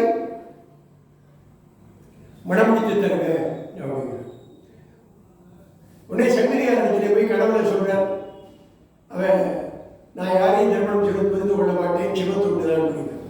சுந்தரன் பந்துக இருக்கிற சுந்தரன் எனக்கு அந்த சங்கிலியாரை மனமுடித்து கொடுக்குறார். இப்படி மாறி மாறி ரெண்டு இடத்துக்கு போய் சிவாச்சாரியர் வடிவத்தில் போய் சங்கிலியார் நின்றார். அப்போ அவன் சொன்ன அணிந்திதை, எனக்கு அவரை திருமணம் பண்ணி கொடுத்தது ஒன்றும் வருத்தம் இல்லை, ஆனால் ஏற்கனவே பறவையாளர்கள் ஒரு பெண்ணை திருமணம் பண்ணிட்டு இருக்கா அப்படின்னு எனக்கு தெரியும். அதனால என்னை விட்டு பிரியேன் என்று சபலம் செய்தால் நான் திருமணம் செய்து கொள்வேன், சிவசந்நிதியில் சபலம் பண்ணணும் அப்படின்னு அதை வந்து இங்கே சொல்றேன். அப்போ சுந்தரர் கேட்கிறார், சபலம் செய்கிறேன், ஆனால் நீங்கள் என்ன பண்ணணும்னா அன்னைக்கு லிங்க திருமேனியில் இல்லாமல் எங்கும் நிறைந்தவராக நீங்கள் இருந்தாலும் அந்த தலவிருட்சமான மகிழமரத்தினுடைய அடியிலே போய் தாங்கள் இருக்க வேண்டும் என்று கேட்கிறார். சிவன் அப்படியே ஆகட்டும். அதோடு சும்மா இருந்தாரா, நேரம் இங்கே வந்தார் சங்கிலியார்ட்ட. இது மாதிரி சுந்தரன் சொல்றான், அன்னைக்கு நீ உன்னை சமரஜின்னு கேட்ட மூலஸ்தானத்தில் போய் பண்ணிக்காத, எனக்கு மகிழமரத்தை நீங்க சத்தியம் பண்ணி கொடுத்தா போறோம் அப்படின்னு நீ சொல்லு. அதே மாதிரி கேட்ட உடனே திருமணத்திற்கு சம்மதம் சபரம் செய்கிறேன்னு சொல்லிட்டான் சுந்தரன். சரி, கோவிலுக்கு ரெண்டு பேரும் வராங்க. வந்த உடனே சிவசன்னிதியில் போய் இருக்கிறார் சுந்தரன். அடியார போனார். அடியார படையோடு இருக்கிறார். அப்போ சங்கரியார் சொன்னார், எனக்கு இங்கெல்லாம் வேண்டாம், என்னதான் மூலஸ்தானத்தில் இப்படி செய்ய வேண்டாம், மகிழ்மரத்தில் இது சத்தியம் பண்ணி கொடுத்த உடனே வார்த்தை மீற முடியல, முடிக்கிறார் சுந்தரன். சரி, மகிழ்மரத்திலேயே உண்மை என்றும் பிரியாது இருப்பேன் அப்படின்னு சத்தியம் பண்ணி கொடுத்தார். கொடுத்துட்டு சங்கிலி நாச்சியோடு கூட ரொம்ப சந்தோஷமாக திருவொற்றியூரில் இருந்து திருவள்ளுவரில் நின்று கொண்டு மகிழ்ச்சியோடு இருந்து கொண்டிருக்கிறார். அப்படி இருக்கிறது இவருக்கு திடீரென மறுபடியும் பல காலம் இருந்தார். அப்போ இந்த திருவாரூர் வந்து வசந்தோத்சவத்துக்கு பார்த்து நாளாச்சே இங்கே போனவே என்று நினைத்தார். அதான் செக்கிழார் சொல்றார், மங்கை ஒருவால் மகிழ்ந்தது மன்றி மணி மீன்முடியின் கங்கை தன்னை கலந்தருளும் காதவழியில் அடியனுக்கு இங்கு நமக்கு திருமானத திருமாலை தொடுத்து கொண்ட உள்ளத்துடைய அழுத்த திங்கள் வருது செங்கிலி தந்தின் வருத்தம் தீருவன நான் கொடுத்துடுறேன் என்று சொல்லி கல்யாணம் பண்ணி வைக்கிறதுக்கு ஒத்துட்டு பிரதிஜை பண்ணி கல்யாணம் ஆச்சு. அப்ப ரகசியமா திருமணம் ஆனா இப்படி அதுல என்ன பிரயோஜனம் என்று எண்ணி ஊழறிய பண்ணணும் செங்கிலியை. உடனே ஊழறிய கடவுளை தோன்றி மறுநாள் ஊழறிய அந்த தம்பிரான் தோழருக்கு திருமணமானது சங்கிலியார் நடந்தது. அப்ப சங்கிலியாருடைய நிபந்தனையான மீறமாட்டேன் என்று சத்தியம் செய்து கொடுத்த அவர் சுந்தரர் இந்த வசந்தோத்சவம் வந்து திடீரென்று அவருக்கு திருவாரூர் போகணும்னு ஆசை வந்தது. அப்ப இறைவா ஒற்றிமேலும் நெற்றிக்கண்ணி வரலையும் ஒவ்வொரும் தொழுதாய், அப்பேற்பட்ட சிவபெருமானே நான் வந்து ஒரு சமணத்தை மீறி நான் செல்லத்தான் போகிறேன், அதனால எனக்கு ஆவணது ஆகட்டும் என்று சொல்லி திருவாரூரை தாண்டி காலடி எடுத்து வைத்தார். அது ரெண்டு கண்ணும் குருடன் ஆயிடுது. ரெண்டு கண்ணும் குருடையாகி மூச்சையாகி விழுந்துட்டார் சுந்தரம். அப்படி விழுந்த உடனே தடுமாறி இறைவா போய் பண்ணினியே, நீ அவரிடத்திலே போய் இப்படி மகிழமரத்தை நீ சத்தியம் பண்ணி நீ சொன்னதுனால தானே பிரச்சனை. அப்போ வந்து தடுத்தாட் கொண்டு அருட்சியில் கொண்ட விட்டால் எனக்கு வேறு யாருமே தெரியாது என்று வந்துட்டார். அப்படியே புலம்புறார். அவர் சொல்றார், மகத்தில் முக்க செடி போல் ஆகினேன்னு திட்டார். மக நட்சத்திரத்தில் குரு வந்தால் மகாமகம் வரும், எல்லாருக்கும் நன்மை கிடைக்கும். மக நட்சத்திரத்தில் சனி போச்சுன்னா அது மகாமுக்கு துர்பிட்சத்தை கொடுக்கும். அப்பேற்பட்ட மகத்தை முக்க சனி போல நீங்கள் வந்து விட்டீரே என்று சொல்லி என்னை எல்லாரும் என்ன பண்ணா குருடன் என்று பெண்களை அழைப்பார்கள். தரதரன்னு கையை பிடிச்சி எடுத்துட்டு போவா, கோலை கையில் கொடுத்தா திருன்னு எடுத்துட்டு போவா, நான் என்ன செய்வேன் என்று புலம்புற அந்த நம்பியாரோடு. அப்போ நேர திருமுல்லை வாயில் போனார். திருமுல்லை வாயில் பார்த்துட்டு திருவெண்பாக்கம் போனார். திருவெண்காலில் திருவெண்பாக்கம்ங்கிறதெல்லாம் அங்கே ஒரு கோல் கொடுத்தார். இந்த ஊருக்கு வச்சுக்கணும், உனக்கு 2 கண்ணத்தில் கோலை பிடிச்சிக்கணும், இதுக்கு தான் நான் இங்கே வந்தேன், கோல் கொடுக்கறதுக்கு தானா என்று நிந்தாஸ்துதி பாடிவிட்டு நேராக பழையமூரில் தங்கி அங்கு திருவாரூரிலே காரைக்கால் அம்மையாருக்கு திருநகரம் காட்சி கொடுத்ததுனால கால் மிதிக்காமல் பழையமூரில் தங்கினார். நேராக காஞ்சிபுரத்துக்கு வந்தார். காஞ்சிபுரத்துக்கு வந்து நம்ம சிவபெருமானை மட்டும் வேண்டினா கதை நடக்காது அப்படின்னு நேராக காமாட்சி அம்மையிடம் போனார். நீதான் உன்னுடைய கடவுளத்திலே சிபாரிசு செய்து எனக்கு கண்ணை கொடுக்க வேண்டும் என்று போய் பிரார்த்திக்கிறார்.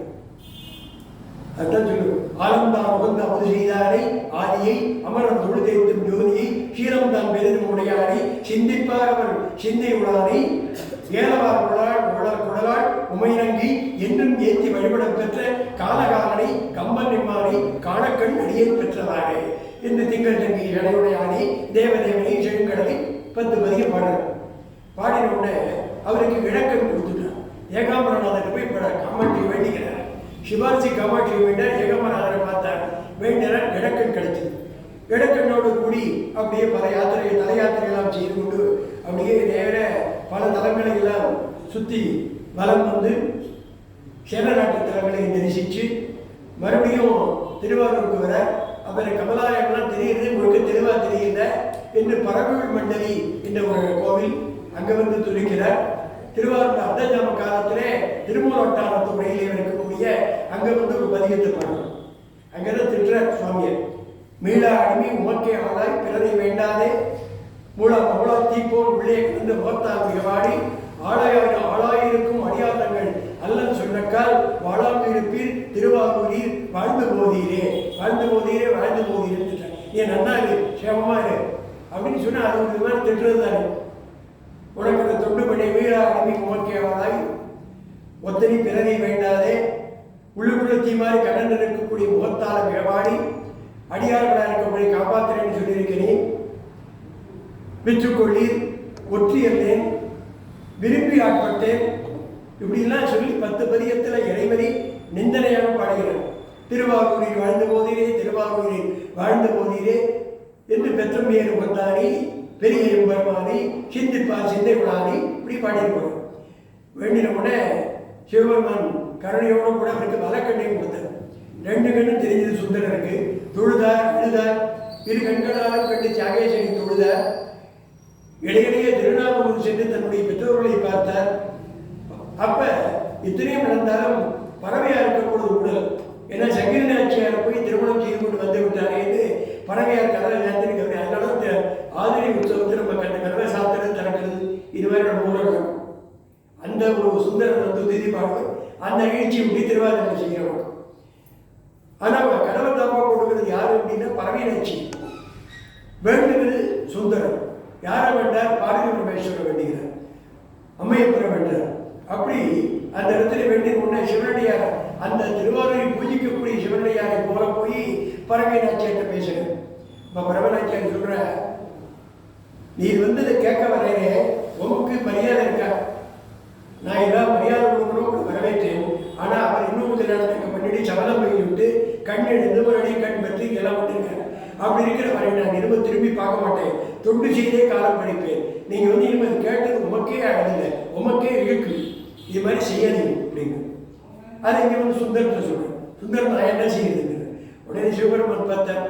நாமளே சிவம்னு தெரிஞ்சாதான் வந்துப்பா என்று சொல்லி அப்படியே அந்திமதியோடும் மரவச்சடையாட முந்தியாலே தீபுதான் தெரியாடி குளிர் மதி குடி கொண்டை சிடையாட சாட்சாத் பரமேஸ்வரன் எப்படி இருப்பதோ சிவபெருமான் அதே மாதிரி பாடலாக்கிடும் பண்டோடும் என்னிமேல் குடலாக்கிடும் குண்டின் மலர் கூட குடமுத்தலர் குடமுத்தூர் எழுந்து ஆடும் கூத்தலுக்கு அனுபவிட்டாள் என்றேன்னு அந்த மாதிரி வடிவத்தோட கூட நேர சிவபெருமானாவே வந்து கலவை தட்டார். அப்போ உடனே சிவபெருமானை பார்த்தோன்னு தயக்கிற தேவதேவனே நீங்களே வேண்டாமா, நீங்கள் சொல்லி நான் கேட்காம இருப்பேனா, உங்களுடைய உத்தரவினாலே நான் திருமணம் செய்து கொண்டேன், நீங்கள் ஆணையிட்டால் எனக்கு மனதிலே விடுத்ததினாலே சொன்னேன் என்று சொல்லி இனிமே என்னை இப்படியா இருக்க வேண்டும், நீங்கள் அதுக்கு இடத்தில் எனக்கு சபதம் செய்ய வேண்டும், ஒத்துக்கொள்ளவும் சொல்லணும் என்று சொல்லி சுந்தரமூர்த்தி நாயனர் ஒத்துக்கொண்டார். அப்படி ஒத்துக்கொண்ட உடனே பறவையாரையும் சேர்த்து வைத்தார். அப்படி சேர்த்து வைத்து இருவருமாக அழகாக மகிழ்ச்சியாக வாழ்ந்து கொண்டிருக்கும் பொழுது அவரை பார்க்கணும்னு ரொம்ப ஆசை. ஏன்னா கையிலைக்கு போனோம் இல்லையா, சுந்தரன் வந்தார், சுந்தரன் கல்யாணம் பண்ணார், கையிலைக்கு போகிறது அடுத்த நிகழ்ச்சியிலன்னு சொல்லக்கூடாது இல்லையா. அதனால வந்த சுந்தரன் நீங்கள் சுந்தரமூர்த்தி நாயனாருடைய அவதாரத்தை நாம் சாரமாக சொல்லிக் கொண்டு செல்கிறோம். அத்தகைய அந்த சுந்தரமூர்த்தி நாயனாரை சேரமான் பெருமாள் சேரமன்னன் பார்க்கணும்னு விரும்பினோம். ஒரு நாளைக்கு சேரமான் பெருமாள் எப்பவுமே வேண்டும் பொழுது சலங்க ஒலி கேட்கும். சலங்க ஒலி கேட்ட உடனே தான் சாப்பிட போவோம். ஒரு நாள் சலங்க ஒலி கேட்கல. அவளே சேரமான் பெருமாள் கேட்டால் ஏன்னு கேட்ட சிவன் சொன்னார், இல்லை சுந்தரன் என்னை பாடிட்டு இருக்கான், அந்த பாடலில் ஈடுபட்டுட்டேன், இப்போ உனக்கு சலங்க ஒலி கேட்கும் அப்படின்னு. அப்படி அவன் செய்த அந்த சேரமான் பெருமாள் சுந்தரரை பார்க்கணும் அப்படின்னு வந்துட்டு இருக்கார். அவன் சுந்தரியை தேடி வந்து கண்டுபிடிச்சு பார்க்குறார். பார்த்துட்டு நேர சேரமான் பெருமாள் நேர பல தலங்களுக்கு அழைத்து சென்று தன்னுடைய சேர நாட்டுக்கு அழைத்து செல்கிறார். அப்படி சேர நாட்டில் போய் அழைத்து சென்று அங்கே வழிபட்டு கொண்டிருக்கும் பொழுதும் எனக்கு உலகாயுத காரியங்களிலே விரக்தி ஏற்பட்டு விட்டது. அப்போதான் பாடினார், பொன்னும் மெய்ப்பொருளும் தருவானி, போகமும் திரும்பும் உடற்பானி, பின்னை என்பதை கொடுப்பானி, பிழையலாம் தவிர படிப்பானி, இந்த நன்மை என்று அறிவுண்ணா எம்மானி, எளிவந்த பிராணி, அன்னம் வைக்கும் பயப்படுத்தாடி ஆரூரானை மறக்கலமாவே, உன்னை மறக்க முடியாத இறைவா, உன்னை விட்டு நான் எத்தனை நாளைக்கு இங்கே இருப்பேன் என்று பாடின உடனே கடைசியாக ஒரு பதிவு பாடுகிறார், தாதனை முன்படைத்தான் என்று பாடி முடித்து நான் உன்னை அடையணும்னு பாடுறார். பாடினே சிவபெருமான் ஐராவர மின்னருடைய யானை இந்த வெள்ளையாரை அனுப்புகிறார். கூட பரிஜனங்கள் பரிவாரங்கள்லாம் கொடுத்து அனுப்புகிறார். அப்படி ஏறி அந்த ஐராவரம் நம்புகிற யானையில் எல்லோரும் சத்திர சாபனங்களை எல்லாம் வீச அந்த சுந்தரமூர்த்தியில ஐராவரத்தில் ஏறி கிளம்பி போகிறார். அப்படி கிளம்பி கைலங்கிரிக்கு போகிறதே உம்மை விட்டுவிட்டு நான் பிரியேன் என்று சேரமான் பெருமாள் என்ன பண்ணினார், நேர தன்னுடைய குதிரையில ஏறி அமர்ந்தார். குதிரையில ஏறி அமர்ந்து 5 எழுத்த குதிரை காதல் வாங்கினார். உடனே புறவி கிளம்பித்து அவர் 2 பேருமே தன்னுடைய சொந்த காயத்தோடு கூடவே தன்னுடைய இந்த பூதவுடனோடு கூடவே நேர கைலங்கிரிக்கு சென்று சேர்ந்தார். அத்தகையதான் சொல்லுகிறார், மாதவம் செய்த தென் திசை வாழ்ந்திட தீதிராத்திரி தொண்ட துவையினர் போதுவாக மேல் மனம் போக்கிட காதல் மாதவின் காட்சி எண்ணினார் ஆட்டுவித்தார் ஆடோர் ஆடாதாரே என்று இப்படி பாடினார். அப்பேற்பட்ட உன்னுடைய ஆடலுக்கு நான் பணிந்து நிற்கிறேன் என்று சொல்லி 2 பேரும் கைலங்கிரியை போய் சேர்ந்தார். அத்தகைய அற்புதமான சுந்தரமூர்த்தி நாயனாருடைய சரித்திரத்தை கரெக்டாக எப்படி நம்ம நோட்டீஸில் போட்டோமோ அதே மாதிரி 1.5 மணி நேரத்துக்கு குறைஞ்சி சுந்தரமூர்த்தி நாயனார் சொல்ல யாராலும் முடியாது. அதனால 1.5 மணி நேரத்தை எடுத்துட்டு இருக்கேன். அது கரெக்டாக அந்த 7 மணிக்கு ஆரம்பித்து அந்த மேடெல்லாம் ரெடியாக வந்து கரெக்டாக முடிக்கலாம். 1.5 மணி நேரத்தை 7 to 8 இல்லை 8 to 9 நம்முடைய டிஎன்எஸ் ராமதன் மாமா அவர்கள்லாம் கரெக்டாக 8, 8:30 மணிக்கு சாப்பிட்றவர் அவெல்லாம் இருந்து இதை கேட்டிருக்கார். ராமன் சார் நம்முடைய கிருஷ்ணனுக்கு பல வேலை எல்லாரும் அமர்ந்து கேட்கிறவங்க துராசாரியவர்கள் எல்லாம் மற்றும் இங்கே இதுவரை வந்து இதை செய்வித்தவர்கள், இந்த லைவ் மூலமாக பார்த்தவர்கள், கிராமவாசிகள், பாரத தேசம், உலக மக்கள் எல்லாரும் பல நன்மைகளையும் எல்லா நன்மைகளையும் அடைய வேண்டும் என்று பிரார்த்தித்துக் கொண்டு இந்த சுந்தரமூர்த்தி நாயனார் சரித்திரத்தை 1.5 மணி அளவிலே சுருக்கமாக சொன்னேன். இதில் எந்த விதமான பிழை இருப்பினும் எம்பெருமான் அபிராமி சபையில விக்ரமசுரேஸ்வரர் அனுகிரகித்து அருள வேண்டும் என்று மனதால் பிரார்த்திக்கிறேன். தென்னாவுடைய சிவனே போற்றி, என் நாட்டவர்க்கும் இறைவா போற்றி.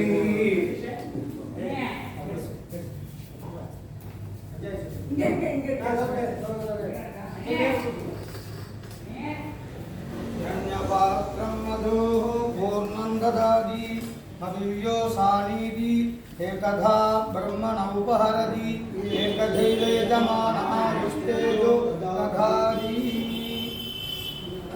கொஞ்சம் மண்டபடினால